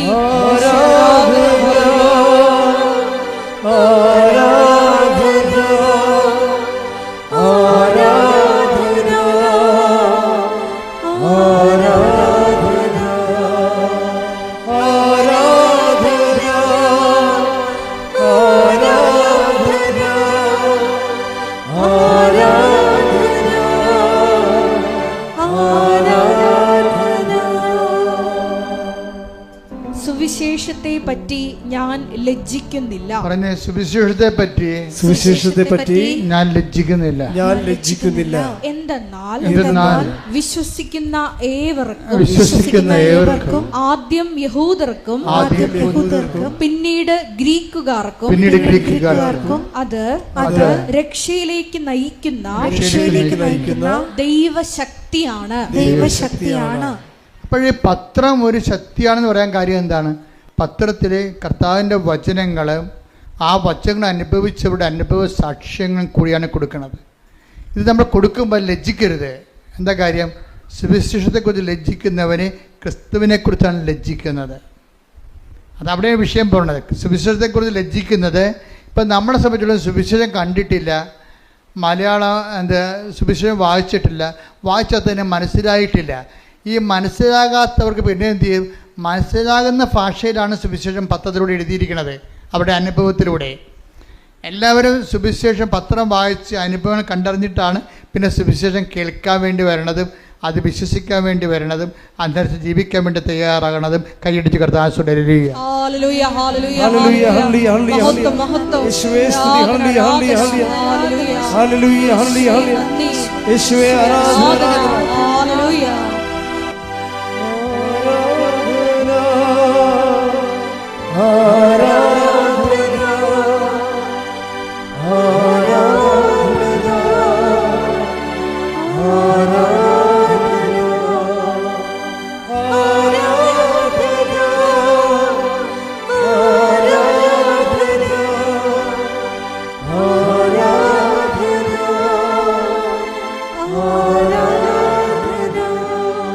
പരിശുദ്ധ പരമദിവ്യകാരുണ്യത്തിന് നേരവും ആരാധനയും സ്തുതിയും പുകഴ്ചയും ഉണ്ടായിരിക്കട്ടെ. പരിശുദ്ധ പരമദിവ്യകാരുണ്യത്തിന് നേരവും ആരാധനയും സ്തുതിയും പുകഴ്ചയും ഉണ്ടായിരിക്കട്ടെ.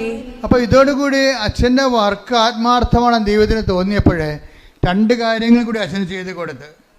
അതായത് അച്ഛന് ഭയങ്കര ജോയിൻറ്റ് പെയിൻസ് ആയിരുന്നു. ആ ജോയിൻറ്റ് പെയിൻസ് ചെന്നപാടെ തന്നെ പോയി. അച്ഛൻ നടക്കാനോ എടുക്കാനോ പാടില്ലാത്ത വിധത്തിലുള്ള ജോയിൻറ്റ് പെയിൻസാണ്. ആ ജോയിൻറ്റ് പെയിൻസ് വെച്ചുകൊണ്ടാണ് കർത്താവ് ഈ പത്രമൊക്കെ അച്ഛൻ വിതരണം ചെയ്യണതും ആൾക്കാർക്ക് സുവിശേഷ വേല, പ്രേക്ഷിത വേല ചെയ്യണത്. അപ്പോൾ അതോട് ജോയിൻറ്റ് പെയിൻസ് മാറി. രണ്ടാമതൊരു കാര്യം കൂടി മാറിയതായിട്ട് അച്ഛൻ പറയേണ്ടത്, അതായത് ഷുഗറാണ്. 300ഓളം ഉണ്ടായിരുന്ന ഷുഗർ നോർമലായിട്ട് 113 നോർമൽ ആവശ്യമായിരിക്കും.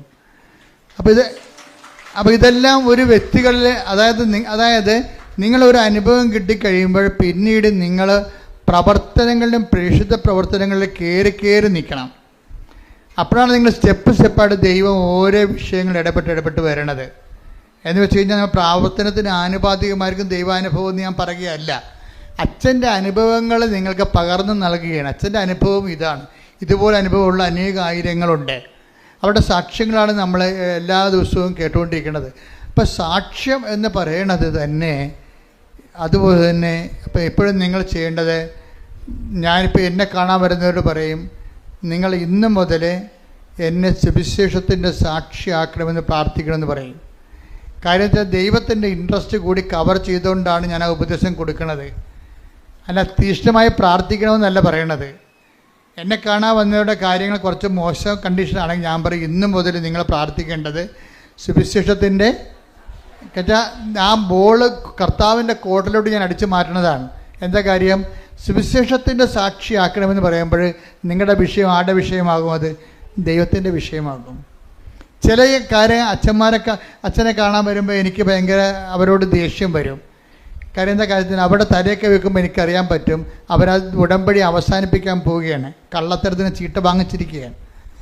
എന്താ കാര്യം വെച്ച് കഴിഞ്ഞാൽ ഇനിയിപ്പോൾ അച്ഛനെ കാണാൻ കൂടിയല്ലേ ഉള്ളതിൻ്റെ അകത്ത്, എന്നാൽ അതും കൂടി നടക്കട്ടെ എന്ന് വെച്ചുകൊണ്ട് അവരെ പഴയ ജീവിതത്തിലേക്ക് അവർ തിരിച്ചു പോകാൻ പോകണം. ഇതിനുള്ളിൽ നമുക്ക് ഉള്ള പിന്നെ ഒരു ചാൻസ് ഉള്ളത് അച്ഛനെ കാണുകയാണ്. അപ്പോൾ അച്ഛനെ കാണുന്നത് അനുഗ്രഹം ഏതെങ്കിലും വിധത്തിൽ കിട്ടിക്കോട്ടോ എന്നുള്ള അവസാന നടപടി ഭാഗമാണ്. അത് അവർ ദൈവത്തിന് വേണ്ടി ജീവിക്കുന്നതിന് അവർക്ക് താല്പര്യമില്ല.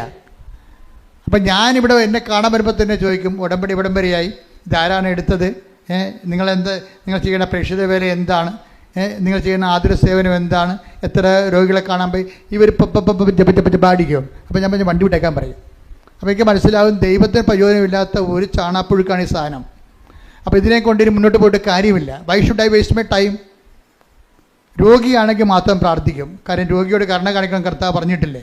അല്ലെങ്കിൽ എനിക്കറിയാം ഇത് അനുഗ്രഹം അടിച്ചു മാറ്റിയിട്ട് ദൈവത്തിൽ നിന്ന് പിന്തിരിഞ്ഞ് പോകാനുള്ള ഉദ്ദേശത്തിന് വേണ്ടിയാണ്, കാപട്യമായിട്ടാണ് ഇവിടെ അച്ഛനെ കാണാൻ ഉദ്ദേശിക്കുന്നത്. അപ്പോൾ അത് നിങ്ങളെ ശ്രദ്ധിക്കണം. അത് ചില ആൾക്കാർ അച്ഛനെ കണ്ടു കഴിയുമ്പോൾ മുമ്പത്തെക്കാൾ വെടിക്കെട്ടായിട്ട് അവരങ്ങോട്ട് ഉണർന്ന് അവിടെ തെറ്റുകളൊക്കെ തിരുത്തി ഭംഗിയായിട്ട് ഒരു ഉടമ്പടി ചെയ്ത് കർത്താവിൻ്റെ സാക്ഷിയായിട്ട് പോകണത് കാണാം. അതുപോലെ തന്നെ ഇന്നലെ കഴിഞ്ഞ ദിവസങ്ങളിലൊക്കെ ഞാൻ നിങ്ങളെക്കുറിച്ച് ഈ ഞായറാഴ്ച കൂട്ടായ്മ ധ്യാനം റെക്കോർഡ് ചെയ്യുന്ന ആരാധനയിൽ വെച്ച് നിങ്ങളെക്കുറിച്ച് ഓർക്കുമ്പോഴൊക്കെ എൻ്റെ മനസ്സിൽ കർത്താവ് തരണ ഒരു വചനം എന്താണെന്നറിയാമോ? ഒരു മനുഷ്യൻ പണ്ട് രഥത്തിൻ്റെ പുറകെ ഓടി നടന്ന്, സുവിശേഷത്തിൽ ഏറ്റവും മനോഹരമായ ഒരു രംഗമാണത്. അത് എത്യോപ്യക്കാർ ഫൈനാൻസ് രാജാവ്, അവിടുത്തെ ഫൈനാൻസ് മന്ത്രിയാണ്, എത്യോപ്യക്കാരൻ, ഷണ്ടനാണ് അയാൾ. അദ്ദേഹം ഷണ്ടൻ എന്ന് പറഞ്ഞാൽ എന്താണെന്ന് വെച്ചാൽ ടെസ്റ്റിക്കിൾസൊക്കെ മുറിച്ച് കളയും. കർത്താവിൻ്റെ കാലത്ത് എത്യോപ്യയിലൊക്കെ എല്ലാ രാജ്യങ്ങളിലും ധനമന്ത്രിമാരുണ്ടാകുമല്ലോ. അപ്പോൾ ധനമന്ത്രിമാരുണ്ടാകുമ്പോൾ രാജാക്കന്മാരെന്താ ചെയ്യണമെന്നറിയാമോ? അവരുടെ വൃഷ്ണം കണ്ടിച്ച് കളയും. എന്താ കാര്യം? ഇവർക്ക് മക്കളുണ്ടായി കഴിഞ്ഞാൽ ഇവർ ഖജനാവിൽ നിന്ന് കൈയിട്ട് വരും. അതാണ് എത്യോപ്യക്കാരൻ ഷണ്ടൻ എന്ന് പറയണത്. ഫൈനാൻസ് മിനിസ്റ്ററാണ് അവിടുത്തെ. പക്ഷേ ബൈബിൾ പറയുന്നുണ്ട് അയാൾ ഷണ്ടനാണ്. കാരണം ഫൈനാൻസ് മിനിസ്റ്റർ ആയതുകൊണ്ട് സ്വാഭാവികമായിട്ട് കോടിക്കണക്കിന് രൂപ വരുമ്പോൾ അയാളുടെ കുടുംബത്തിലേക്ക് കൊടുക്കാതിരിക്കാൻ വേണ്ടി, അയാളുടെ കുടുംബം ഉണ്ടാകാതിരിക്കാൻ വേണ്ടി അയാളുടെ വൃഷണങ്ങൾ മുറിച്ച് കളയും. അതങ്ങനെ ഷണ്ടൻ. അതാണ് ഈശോ പറയണത്, മനുഷ്യരാൽ ഷണ്ടന്മാരാക്കപ്പെടുന്നവരുണ്ട് അല്ലേ? ഈശോ പറയത്തില്ലേ, സ്വരാജ്യത്തെ പോലെ തങ്ങളെ തന്നെ ഷണ്ടന്മാരാക്കുന്നവരുണ്ട്. അപ്പോൾ ഈ മനുഷ്യരാൽ ഷണ്ടന്മാരാക്കുന്നവരാണ് ഈ ടൈപ്പ്. ഈ മനുഷ്യൻ ജെറുസലേമിൽ ദൈവാരാധനയ്ക്ക് പോയിട്ട് തിരിച്ചു വരികയാണ്. ആ രംഗത്തെ നടപടി പുസ്തകം 8:29 എടുത്ത് ശ്രുതികട ഹല്ലേലൂയ. പ്രവർത്തനങ്ങൾ 8:29. ആത്മാവ് പീലിപ്പോസിനോട് പറഞ്ഞു. ആത്മാവ് പീലിപ്പോസിനോട് പറഞ്ഞു, ആ രഥത്തെ സമീപിച്ച്. ഈ ഫൈനാൻസ് മിനിസ്റ്ററില്ലേ, ധനകാര്യ മന്ത്രിയുടെ രഥത്തിൽ പോകുകയാണ് അയാൾ. അപ്പം ആത്മാവ് പീലിപ്പോസിനോട് പറഞ്ഞു. എന്താ പറയണത്? ആ രഥത്തെ സമീപിച്ച് അതിനോട് ചേർന്ന് നടക്കുക. അപ്പോൾ എന്താ കാര്യം എന്നറിയാവോ? ഈ പീലിപ്പോസ് ഇങ്ങനെ ചേർന്ന് നടക്കുമ്പോൾ ഈ മനുഷ്യൻ വചനം വായിച്ചുകൊണ്ടിരിക്കുകയാണ്. അപ്പോൾ പീലിപ്പോസ് അയാളോട് ചോദിക്കും, ഈ രഥത്തിൻ്റെ ഒപ്പം നടക്കുകയാണ്, അണച്ചണച്ച് ഓടുകയാണ്. എന്തോ ഒരു ചൈതന്യമാണെന്ന് നോക്കിയേ. ആ രഥത്തെ കുതിര വലിച്ചുകൊണ്ട് പോകുമ്പോൾ കുതിരയുടെ സ്പീഡിന് ഈ അപ്പോസ്തലൻ പുറകെ ഇങ്ങനെ ഓടി ഓടി അണക്കുകയാണ്. അണക്കുന്നതിൻ്റെ ഇടയിൽ കിതച്ചുകൊണ്ട് ചോദിക്കും, വായിക്കുന്നത് മനസ്സിലാകുന്നുണ്ടോ എന്നാണ്. അങ്ങനെ ഈ സുവിശേഷ വേലയ്ക്കൊരു അണപ്പും കിതപ്പും ഉണ്ട്. കർത്താവിന് വേണ്ടി കിതക്കണം. അതാണ് പ്രേക്ഷിതൻ. പ്രാർത്ഥിക്കുക, കർത്താവേ കർത്താവേ, ഫിലിപ്പോസിനെ പോലെ കർത്താവിന് വേണ്ടി സുവിശേഷ കൈമാറ്റത്തിന് വേണ്ടി ഏത് കൊലകൊമ്പനായാലും ഒരു ആത്മവിശ്വാസത്തോടെ അവന്റെ കൂടെ നടന്ന് അവന്റെ സ്പീഡിനകത്ത് നീങ്ങിയില്ലെങ്കിലും അണച്ചായാലും കിതച്ചായാലും വായിക്കുന്നത് മനസ്സിലാകുന്നുണ്ടോ എന്ന് ചോദിച്ചുകൊണ്ട് കർത്താവിന് കൈമാറാൻ എന്നെ അഭിഷേകം ചെയ്യണമേ, എന്നെ അഭിഷേകം ചെയ്യണമേ. ഏലംകുളം അച്ഛൻ്റെ സാക്ഷ്യത്തിലൂടെയാണ് നമ്മൾ പോകുന്നത്. അച്ഛൻ്റെ സാക്ഷ്യത്തിൻ്റെ ഒരു ഭാഗം എന്ന് പറയുന്നത് അച്ഛൻ്റെ ഇൻറ്റൻഷൻസാണ്. ഇൻറ്റൻഷൻസ് അച്ഛൻ പറഞ്ഞത് അതാണ് ഈ അച്ഛന്മാരുടെ ഒരു ഗുണം. ഈ അറിയാവുന്നവരെ സംബന്ധിച്ചിടത്തോളം അവരെ പ്ലേസ് ചെയ്യുമ്പോൾ കറക്റ്റ് ഷാർപ്പ് പ്ലേസിങ് ആയിരിക്കും. അച്ഛൻ്റെ ഒന്നാമത്തെ ഇൻറ്റൻഷൻ എന്താണെന്ന് അറിയാവോ? അച്ഛൻ്റെ ഒന്നാമത്തെ ഇൻറ്റൻഷൻ നമ്മൾ നിയോഗങ്ങൾ എഴുതത്തില്ലേ, അച്ഛൻ എഴുതിയിരിക്കുന്ന ഒന്നാമത്തെ എന്തുകൊണ്ടാണ് ഇത്രയും വലിയ മാറ്റങ്ങൾ അച്ഛനിലൂടെ സംഭവിച്ചത് എന്താണ്? ഒന്നാമത്തെ ഇൻറ്റൻഷൻ എന്താണെന്നറിയാവോ? എന്നെ പരിശുദ്ധാത്മാവനാൽ നിറക്കണമേ എന്നാണ്. Praise the Lord, hallelujah, hallelujah. അച്ഛൻ ഇതെല്ലാം കേട്ട് മനസ്സിലാക്കിയപ്പോൾ അതിൻ്റെ കുറിഞ്ഞ് എന്താണെന്ന് വെച്ചാൽ മനസ്സിലായി. അപ്പം അച്ഛനെ ഒന്നാമത്തെ നിയോഗമായിട്ട് എഴുതിയിട്ടിരിക്കണത് എന്താണ്? എന്നെ പരിശുദ്ധാത്മാവ് നിറക്കണമേ. അതെന്താണ്? ദൈവനിയോഗമാണ്, ദൈവത്തിൻ്റെ നിയോഗമാണ്.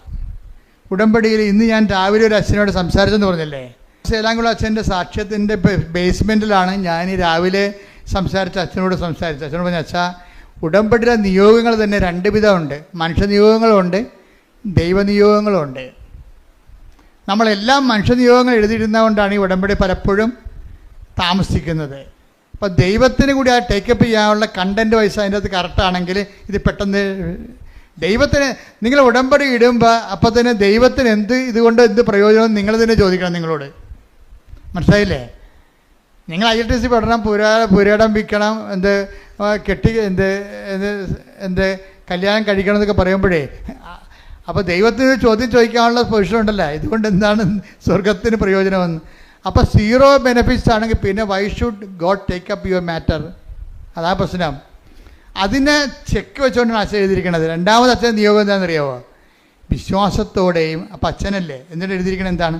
നല്ല വിശ്വാസത്തോടെയും വിശ്വസ്തയോടെയും ജീവിക്കാൻ അനുഗ്രഹിക്കണമെന്ന്. Praise the Lord. അതാണ് അതായത് വിശ്വസ്തത എന്ന് പറയണത്. ഇപ്പം നിങ്ങൾ വിവാഹ ജീവിതം നയിക്കുന്ന ആൾക്കാരാണ്. വിവാഹ ജീവിതം നയിക്കുന്ന കഴിഞ്ഞ ദിവസങ്ങളിൽ ഞാനും അലക്സച്ചനും കൂടി ഒരു വീട്ടിൽ പോയി.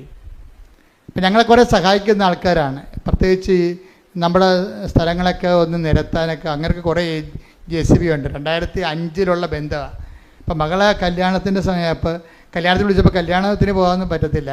അതുകൊണ്ട് ജസ്റ്റ് സമയം കിട്ടിയപ്പോൾ ആ വീടൊന്ന് പ്രാർത്ഥിക്കാൻ പോയി. അപ്പം ഞാൻ ആ മകളോട് പ്രാർത്ഥിച്ച് കഴിഞ്ഞ് കെട്ടാൻ പോണ പെണ്ണിനോട് അടുത്ത് വിളിച്ചിട്ട് പറഞ്ഞ്, അതായത് ഇതെന്ന് പറയണത് നമുക്ക് ഇപ്പോഴേ എല്ലാ ആൾക്കാർക്കും ഒരു ടൈം കഴിഞ്ഞ് കഴിഞ്ഞാൽ ഇതിൻ്റെ മണവും ഗുണവും മാറണമെങ്കിൽ പണ്ട് കല്യാണത്തിന് മണവും ഗുണവും പറയണമെങ്കിൽ 5 കൊല്ലം എടുക്കും. ഇന്ന് 5 ദിവസം മതി ഇത് മാറാൻ. അത്രയേ ഉള്ളൂ. ടൈം എന്ത് കുറഞ്ഞു. മണവും ഗുണവും എന്നൊക്കെ പറയുന്നത് നാട്ടുകാരുടെ ഭാഷയാണത് കേട്ടോ. അത് നമ്മളെ പിടിച്ചു നിർത്തുന്ന ആകർഷകമായ അട്രാക്റ്റീവ്നെസ്, അതാണ് മണവും ഗുണവും എന്ന് പറയുന്നത്. പണ്ടത്തെ അമ്മാമ്മമാരുടെ ഭാഷ. കല്യാണത്തിന് മണവും ഗുണമൊക്കെ മാറണമെങ്കിൽ പണ്ട് 5 കൊല്ലമൊക്കെ എടുക്കുമായിരുന്നു. ഇപ്പം 5 ദിവസം എടുത്താൽ മതി. അതിൻ്റെ കാരണം എന്താ? അതുകൊണ്ട് തന്നെ ഇത് ഡേഞ്ചറസ് പോയിൻ്റാണ്. പിരിയുന്നവർക്ക് പിരിയാൻ ഒരുപാട് കാരണങ്ങളുണ്ട്. പിരിയാതിരിക്കാൻ ഒറ്റ കാര്യമേ ഉള്ളൂ. എന്താണ്? ക്രിസ്തുവിൻ്റെ നാമത്തിലാണ് ഞാൻ ജീവിത പങ്കാളിയെ സ്വീകരിച്ചിരിക്കുന്നത്. Praise the Lord, hallelujah. അപ്പം അവൻ്റെ നാമത്തിലാകുമ്പോൾ വിശ്വസ്തത ഇതിൻ്റെ മെയിൻ സംഭവമാണ്. ഉടമ്പടി വർക്ക് ചെയ്യണത് വിശ്വാസമല്ലേ? നിങ്ങളെ ആൾക്ക് തെറ്റിദ്ധരിച്ചിട്ടാണ്. വിശ്വാസമില്ലാതെ നമ്മൾ ഇടം വരെ വരുമോ? ഇത് തിരിച്ചു പോകണത് എന്താണ്? വിശ്വസ്തതയിൽ വളരാനാണ് തിരിച്ചു പോണത്, വിശ്വാസം വളരാനല്ല. നിങ്ങൾ വരണത് വിശ്വാസത്തിൽ ആണ് പോണത് വിശ്വസ്തതയിൽ വളരാനാണ് പോണത്. എന്താണ്? നിങ്ങൾ ഒരാളെ കൂടി ചേർത്തിട്ടുണ്ട്. ആരാണ്? ബയലാറ്ററൽ എഗ്രിമെൻ്റാണ്. കർത്താവുമായിട്ട് നിങ്ങൾ ഉഭയകക്ഷി സമ്മതമാണ്. ഇനി നിങ്ങൾ തമ്മിലുള്ള വിശ്വസ്തതയുടെ പോയിൻ്റ് ഉണ്ട്. അപ്പോൾ വിശ്വസ്തത എന്ന് പറയണത് ഭയങ്കര, അത് എല്ലാ ജീവിതത്തിലും ദൈവവുമായിട്ടുള്ള എല്ലാ കല്യാണത്തിലുള്ള വിശ്വസ്തത എന്താണ്? ദൈവം യോജിപ്പിച്ചത് കൊണ്ടാണ് നമ്മൾ അത് മനുഷ്യൻ വേർപിരിക്കരുതെന്ന് പറയണത്. ദൈവം യോജിപ്പിച്ചത് കൊണ്ടാണ്. ഇപ്പം PR ഉണ്ടാകുന്ന അവിടെ ചെന്നപ്പോൾ അമേരിക്കയിൽ ചെന്ന് പറഞ്ഞ് ഇയാൾക്ക് PR ഇല്ല എന്നും പറഞ്ഞുകൊണ്ട് അവൾ ഉടനെ അടുത്ത ടിക്കറ്റ് എടുത്ത് നാട്ടിലോട്ട് പോകുന്നു. അവൾക്ക് PR ഇല്ല.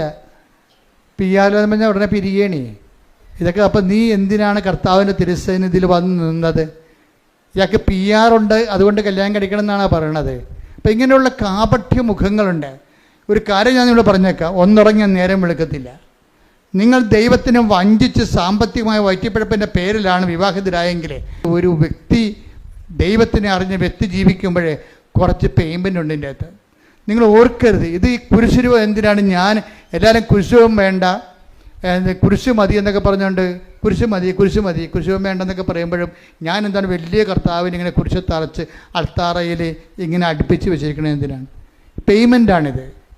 ക്രിസ്തുവുമായിട്ട് നിങ്ങൾ മുന്നോട്ട് പോകാൻ ഉദ്ദേശിക്കുന്നുണ്ടെങ്കിൽ ആ യാത്ര ആലപ്പുഴ വരെ അല്ല, അതെവിടെയാണ്? നിത്യത വരെയാണ്.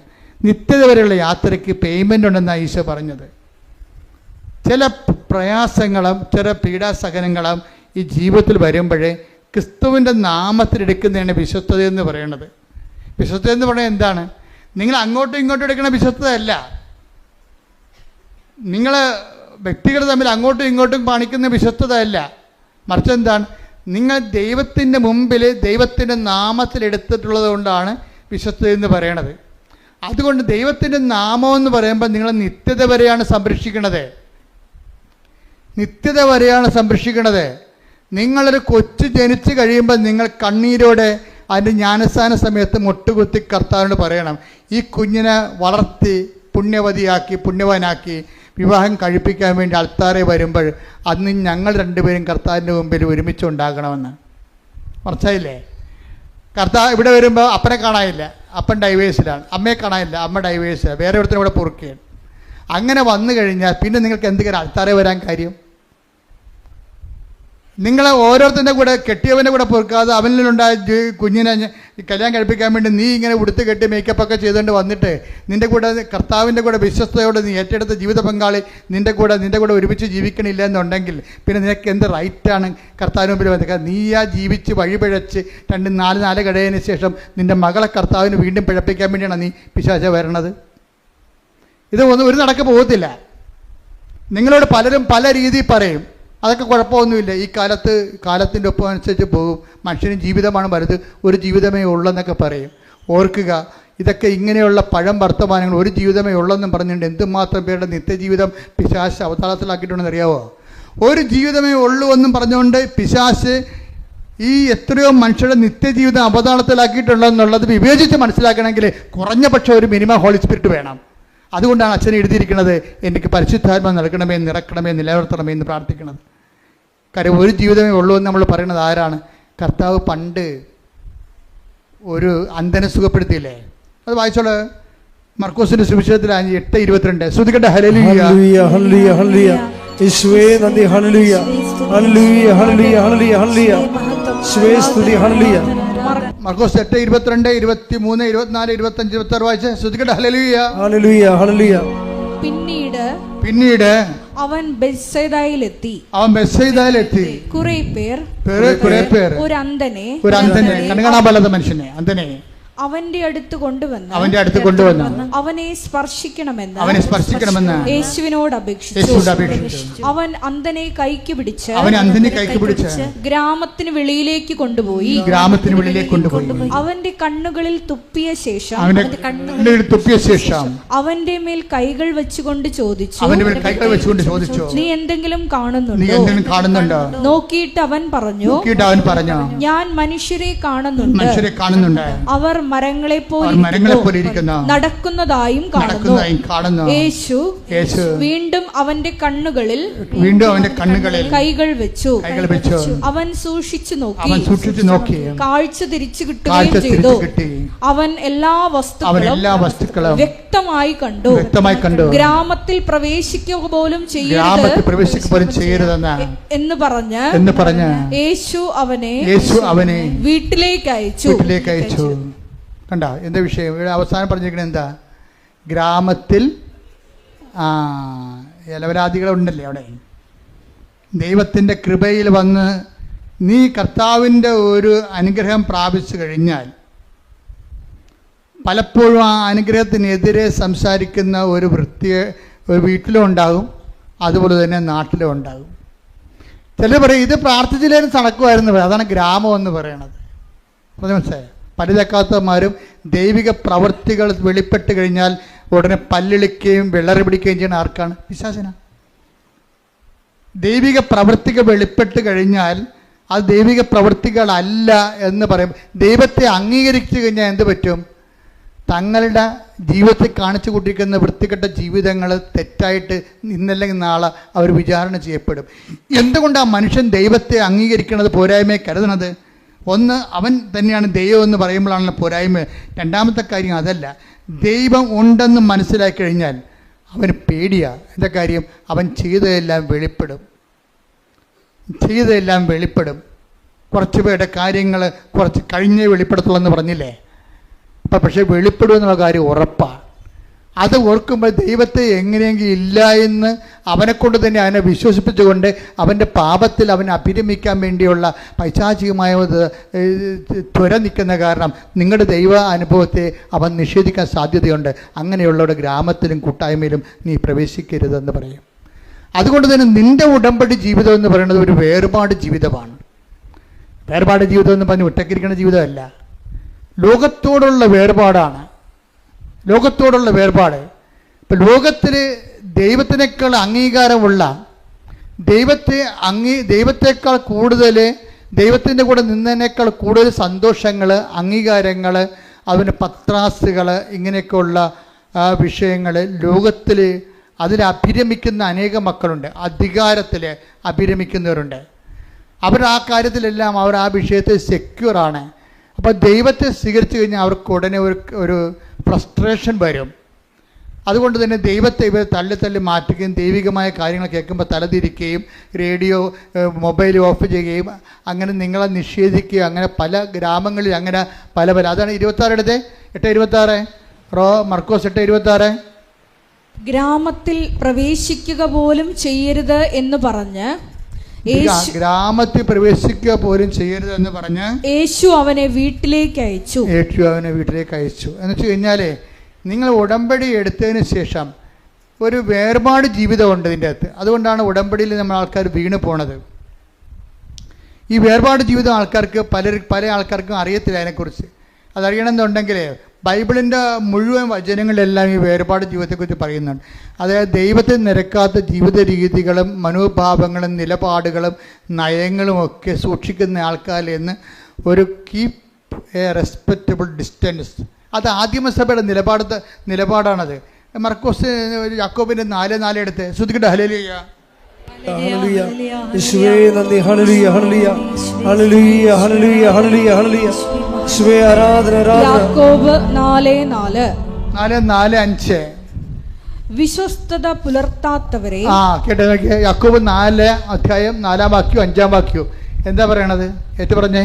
വിശ്വസ്തത പുലർത്താത്തവരെ ലോകത്തോടുള്ള മൈത്രി ദൈവത്തോടുള്ള ശത്രുതയാണെന്ന് നിങ്ങൾ അറിയുന്നില്ലേ? ലോകത്തിന്റെ മിത്രമാകാൻ ആഗ്രഹിക്കുന്നവൻ. ഇതാണ് പ്രലോഭനം എന്ന് പറയുന്നത്. എല്ലാവർക്കും ഉള്ള ലോകത്തിന്റെ മിത്രമാകാൻ ആഗ്രഹിക്കുന്നവരെ തന്നെ ദൈവത്തിന്റെ ശത്രുവാക്കുന്നു. ഉടമ്പടി എടുത്ത ആൾക്കാരും പിന്നീട് ദൈവത്തെ അംഗീകരിക്കാത്തവരുടെ കൂട്ടായ്മയിലും അവർ പറയണം ശരിയാണല്ല, അതും ശരിയാണല്ല, ഇതും ശരിയാണെന്നൊക്കെ പറഞ്ഞു കഴിഞ്ഞാൽ ഒത്തുതീർപ്പ് ചെയ്യും. ലോകത്തോട് ഒത്തുതീർപ്പാകും. ഒത്തുതീർപ്പായി കഴിഞ്ഞാൽ എന്ത് പറ്റും? ലോകത്തോടുള്ള മിത്രം ദൈവത്തോടുള്ള ശത്രുതയാണെന്ന് നിങ്ങൾ അറിയുന്നില്ലേ? അടുത്ത വചനം എന്താ? നമ്മിൽ നിക്ഷേപിച്ചിരിക്കുന്ന നിക്ഷേപിച്ചിരിക്കുന്ന ആത്മാവിനെ ദൈവം അസൂയയോടെ അഭിലഷിക്കുന്നു എന്ന തിരുവെഴുത്ത് വൃഥാ ആണെന്ന് നിങ്ങൾ വിചാരിക്കുന്നുവോ? അപ്പൊ നമ്മളിൽ പരിശുദ്ധാത്മാവ് നിറഞ്ഞു കഴിഞ്ഞാൽ ദൈവത്തിനോട് നമ്മളോട് വല്ലാത്ത ആകർഷണമുണ്ടാകും. ഇപ്പം ഈ ഞാൻ പറഞ്ഞ മാത്യു അച്ഛൻ്റെ വിഷയം എന്താ? അച്ഛനിൽ തന്നെ ഇതുപോലെ തന്നെ പരിശുദ്ധാത്മാവ് നിറഞ്ഞ് സുവിശേഷം വളരെ സന്തോഷത്തോടു കൂടിയാണ് അച്ഛൻ പങ്കുവെക്കണത്. അച്ഛൻ പങ്കുവെക്കുമ്പോൾ ആ സുവിശേഷത്തിൻ്റെ ഒരു പ്രചിരിമയുണ്ടല്ലോ, അതിങ്ങനെ പ്രജ്വലിക്കണ കാണാം. എന്ന് വെച്ചാൽ ഓരോ സ്ഥലങ്ങളിലും അച്ഛൻ അനാഥാലയത്തിലൊക്കെ ചെല്ലും. മെൻ്റലി റിട്ടാർഡഡ് ആയിട്ടുള്ള ഒരു പേഴ്സൺ, ഒരു രോഗികൾ താമസിക്കുന്ന ഒരു സ്ഥലത്ത് ചെല്ലും. എന്നുവെച്ചാൽ അവർക്ക് ഫിസിക്കലി അച്ഛൻ പറയുന്നുണ്ടത്, they are mentally retarded and physically handicapped. എന്നുവെച്ചാൽ അവർ മെൻ്റലി എന്ന് വെച്ചാൽ അവർ മാനസിക രോഗികളാണ്, പക്ഷേ അവരുടെ കൈയും കാലും പലതും ഇല്ല. അങ്ങനെ ഒരു ജന്മങ്ങളാണ്. എന്തുമാത്രം കഷ്ടപ്പാടാണ്. അവരെ കാണാൻ അച്ഛൻ പോകും. എന്താ കാര്യം? അച്ഛനിൽ പരിശുദ്ധാത്മാവുണ്ട്. കാര്യം അച്ഛൻ എഴുതിയിരിക്കുന്നത് എന്താണ്? പരിശുദ്ധാത്മാവ്. അവിടെ നമ്മൾ ആരെങ്കിലും പറഞ്ഞത് കേട്ട് ജോസഫച്ചൻ്റെ പ്രസംഗം കേട്ട് പോകുകയല്ലേ. അച്ഛൻ്റെ ഉള്ളിൽ തന്നെ കർത്താവിൻ്റെ വഴികളെ ഇതുപോലെയുള്ള വഴികളാണെന്ന് കണ്ടെത്തിയിട്ട് ഈ മെൻ്റലി റിട്ടാർഡഡിനെയും അതുപോലെ തന്നെ ഈ മനോരോഗികളെയും അംഗവൈകല്യമുള്ളവരെയും കാണാൻ വേണ്ടി അവരുടെ ഒരു സ്ഥാപനത്തിൽ അച്ഛൻ സ്ഥിരമായി പോകും. ഒരു ദിവസം അച്ഛൻ അവിടെ സ്ഥിരമായി പോയപ്പോൾ ഒരു ഗ്ലാസ് വെള്ളം ഒരു പയ്യന് കൊടുത്തു. അവൻ ചോദിച്ചു കുടിക്കാൻ ഇങ്ങനെ കാണിച്ച്, ഇപ്പം സംസാരിക്കാൻ പറ്റുന്നില്ല, കുടിക്കാൻ വേണ്ടി കാണിച്ച്. അവന് ഉടനെ ഒരു ഗ്ലാസ് വെള്ളം, ശുദ്ധവെള്ളം അച്ഛൻ അവനെടുത്ത് കൊടുത്ത്. അവിടെ എല്ലാത്തിനും അച്ഛൻ ഭക്ഷണം കൊടുക്കുകയും പലവരും. അപ്പോൾ ഒരുത്ത വെള്ളം ചോദിച്ച് അവന് കൊടുത്തു. ആ വെള്ളം കൊടുത്ത് അവൻ പകുതിയോളം അത് കുടിച്ച് അങ്ങോട്ടും ഇങ്ങോട്ടും ഇട്ടാൽ കുടിക്കണവൻ. അറിയാമല്ലേ, മെൻ്റൽ റിട്ടാർഡഡ് ആൾക്കാർ തുപ്പൽ അങ്ങോട്ടിടും, അങ്ങോട്ട് വെച്ച് കുടിക്കും, പിന്നെ ഇടും. പകുതി കുടിച്ച് കഴിഞ്ഞപ്പോൾ ആ വെള്ളവും ഗ്ലാസ് എടുത്ത് അച്ഛനെ മോഹനൊക്കെ എറിഞ്ഞ്. ഈ തുപ്പലും വെള്ളവും കൂടി അച്ഛൻ്റെ മേത്ത് വീണ്.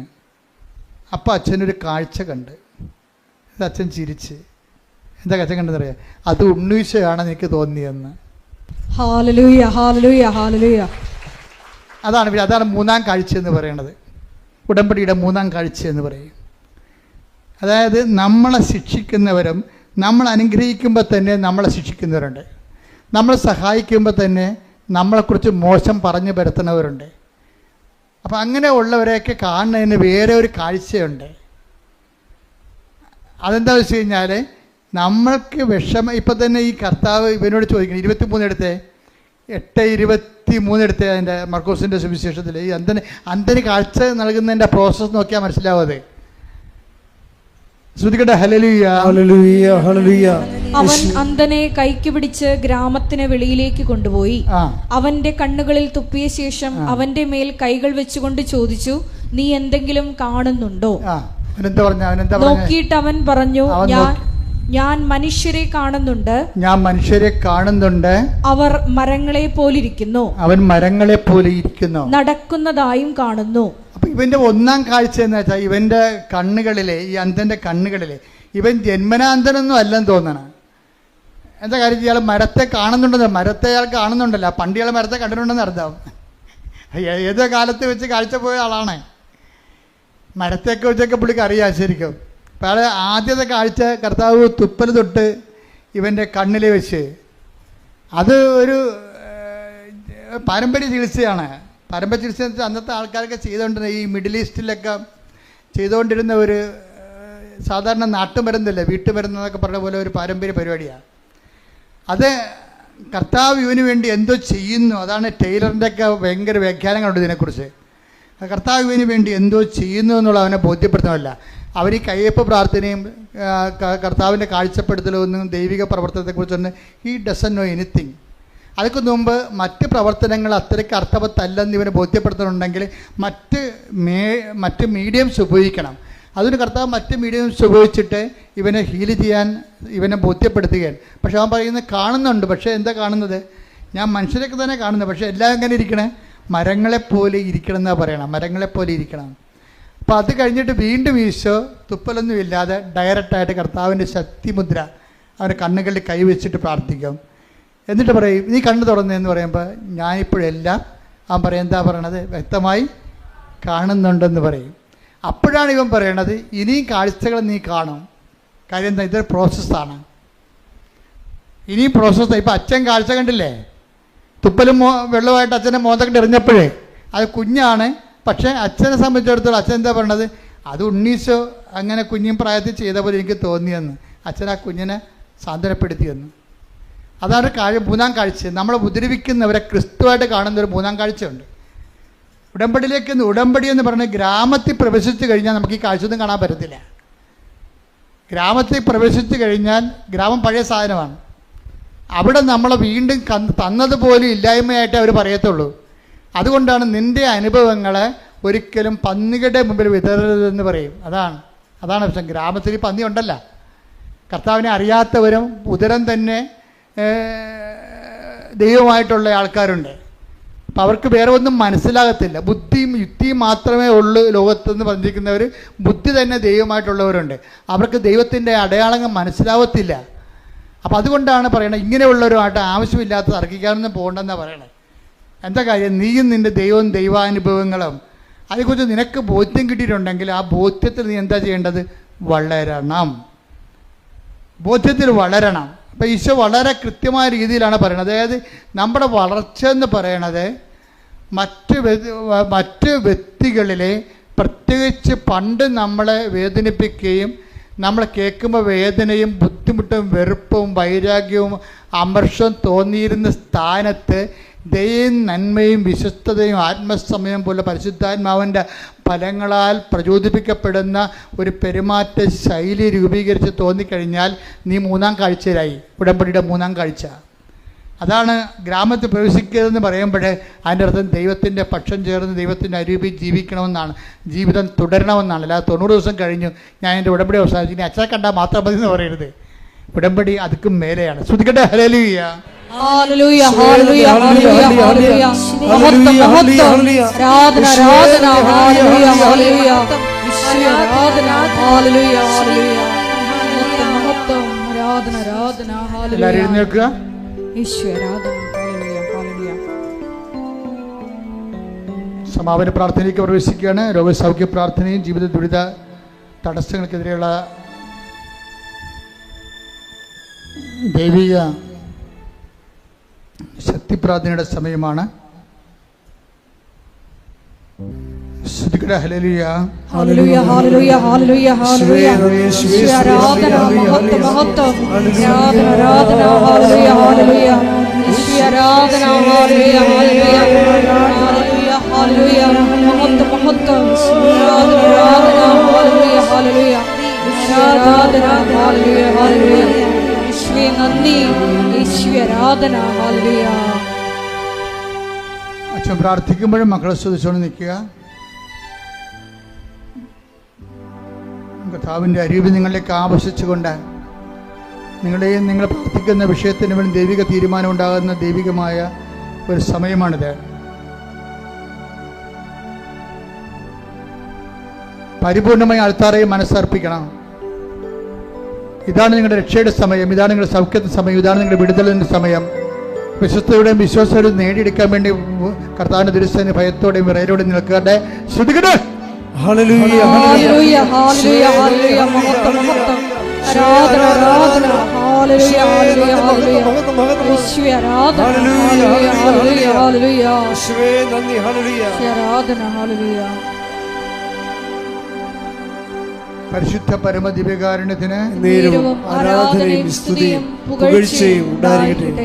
ഏറ്റു പ്രാർത്ഥിച്ച കർത്താവായ ദൈവമേ, കർത്താവായ ദൈവമേ, അന്ധന് കാഴ്ച നൽകിയവനെ, അന്ധന് കാഴ്ച നൽകിയവനെ, ചെകിടന് കേൾവി നൽകിയവനെ, ചെകിടന് കേൾവി നൽകിയവനെ, ഊമന് സംഭാഷണം നൽകിയവനെ, ഊമന് സംഭാഷണ ശക്തി നൽകിയവനെ, മഹോരോഗ്യം സുഖപ്പെടുത്തിയവനെ, മഹോദരോഗിയെ സുഖപ്പെടുത്തിയവനെ, തളർവാരോഗ്യം സുഖപ്പെടുത്തിയവനെ, തളർവാദരോഗിയെ സുഖപ്പെടുത്തിയവനെ, മരിച്ചവനെ ഉയർപ്പിച്ചവനെ, മരിച്ചവനെ ഉയർപ്പിച്ചവനെ, നിന്റെ തിരുനാമത്തിന് സ്തോത്രം ചെയ്യുന്നു. കർത്താവേ, നിന്റെ തിരുമുറിവാർന്ന വലതുകരം, അനുഗ്രഹത്തിന്റെ വലതുകരം, ആണിപ്പെടുതാർന്ന അത്ഭുതകരം, നിന്റെ തിരുമുറിവാർന്ന വലതുകരം, അനുഗ്രഹത്തിന്റെ അത്ഭുതകരം, ആണിപ്പെടുതാർന്ന അഭിഷേകരം എന്റെ ശിരസിൽ വെക്കണമേ, എന്റെ ശിരസിൽ വെക്കണമേ.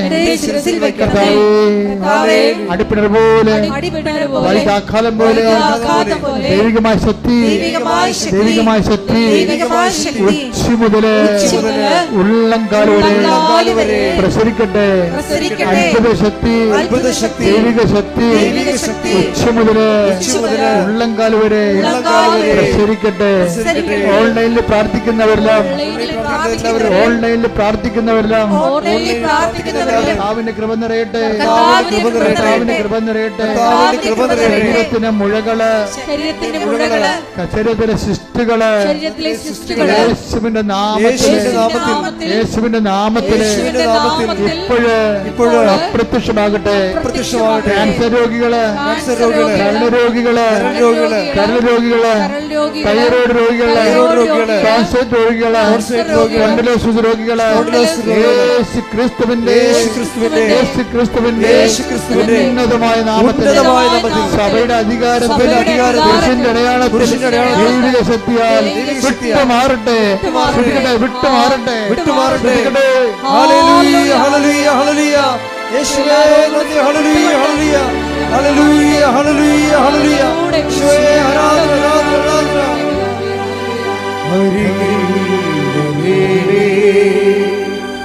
സദയം തുടരേ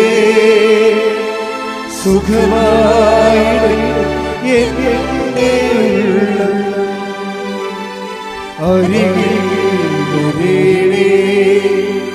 സദയം തുടരേ സുഖമായി എന്റെ ഉള്ളം.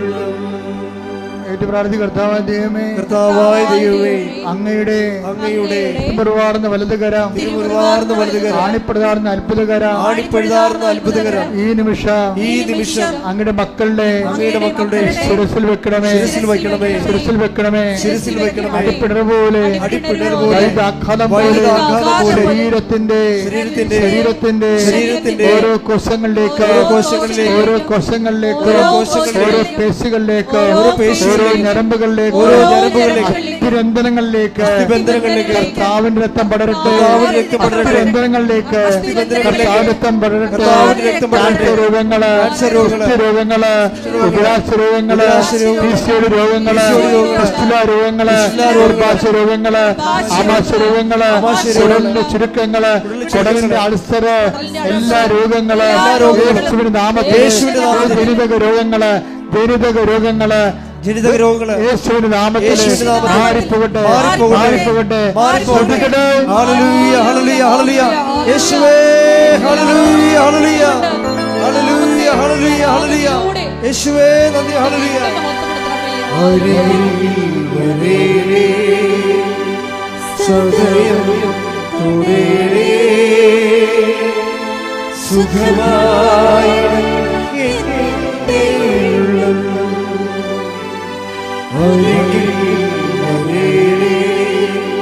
സദയം തുടരേ സുഖമായി എന്റെ ഉള്ളം.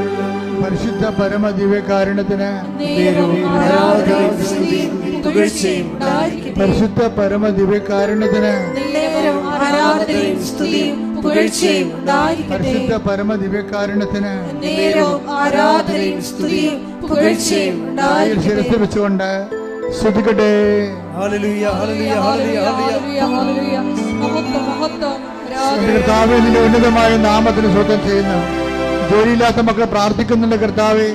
വീടില്ലാത്തവര്, വഴിയില്ലാത്തവര്, സർട്ടിഫിക്കറ്റുകൾ ലഭിക്കാത്തവര്, വിവാഹം ഒത്തുവരാത്തവര്, കർത്താവ് ഒത്തുവന്ന് വിവാഹം കർത്താവേ വിടുവിച്ച് കർത്താവേ ഡൈവേഴ്സായി പോകുന്നവര്, കുടുംബക്കോടതി കേസിരിക്കുന്നവര്, സ്ഥലത്തിന്റെ കേസുകൾ, അതുപോലെ തന്നെ പല ഭാഗോടമ്പയുടെ കേസുകൾ കർത്താവ്, പലതരത്തിൽ വിദേശ ജോലികൾ നഷ്ടപ്പെടുന്നവര്, വിസ നഷ്ടപ്പെടുന്നവര്, വിസ പുതുക്കി കിട്ടാത്തവര്, കർത്താവ് അവിടെ PR ലഭിക്കാത്തവർ, നാട്ടിൽ കർത്താവ് ജോലി ഇല്ലാത്തവര്, ഗവൺമെന്റ് ജോലിയും അതുപോലെ നാട്ടിലുള്ള മറ്റ് പ്രൈവറ്റ് സ്ഥാപനങ്ങളിൽ ജോലി ചെയ്യുന്നവർ, അവിടെ ഉണ്ടാകുന്ന പിരിമുറുക്കങ്ങൾ, അവ മുതൽ ജോലി നഷ്ടപ്പെടുന്ന അവസ്ഥകൾ, ഓരോ വിഷയങ്ങൾ കർത്താവ് പഠിച്ചുകൊണ്ടിരിക്കുന്ന കുഞ്ഞുങ്ങൾ, കുഞ്ഞുങ്ങൾ SSLC പരീക്ഷ എഴുതിക്കൊണ്ടിരിക്കുന്ന മക്കൾ, അതുപോലെ തന്നെ ബോർഡ് എക്സാം എഴുതിക്കൊണ്ടിരിക്കുന്ന മക്കള്, മറ്റ് ഉന്നത പരീക്ഷകള്, മറ്റ് പരീക്ഷകള്, അതുപോലെ ബോർഡ് എക്സാം, അതുപോലെ തന്നെയുള്ള ഓരോ പരീക്ഷ, നൈപുണ്യ പരീക്ഷകള്, മത്സര പരീക്ഷകള്, യോഗ്യതാ പരീക്ഷകൾ അറ്റൻഡ് ചെയ്തുകൊണ്ടിരിക്കുന്നവര്, അതിൽ പരാജയപ്പെട്ടവര്, പലവട്ടം പരാജയപ്പെട്ടവര്,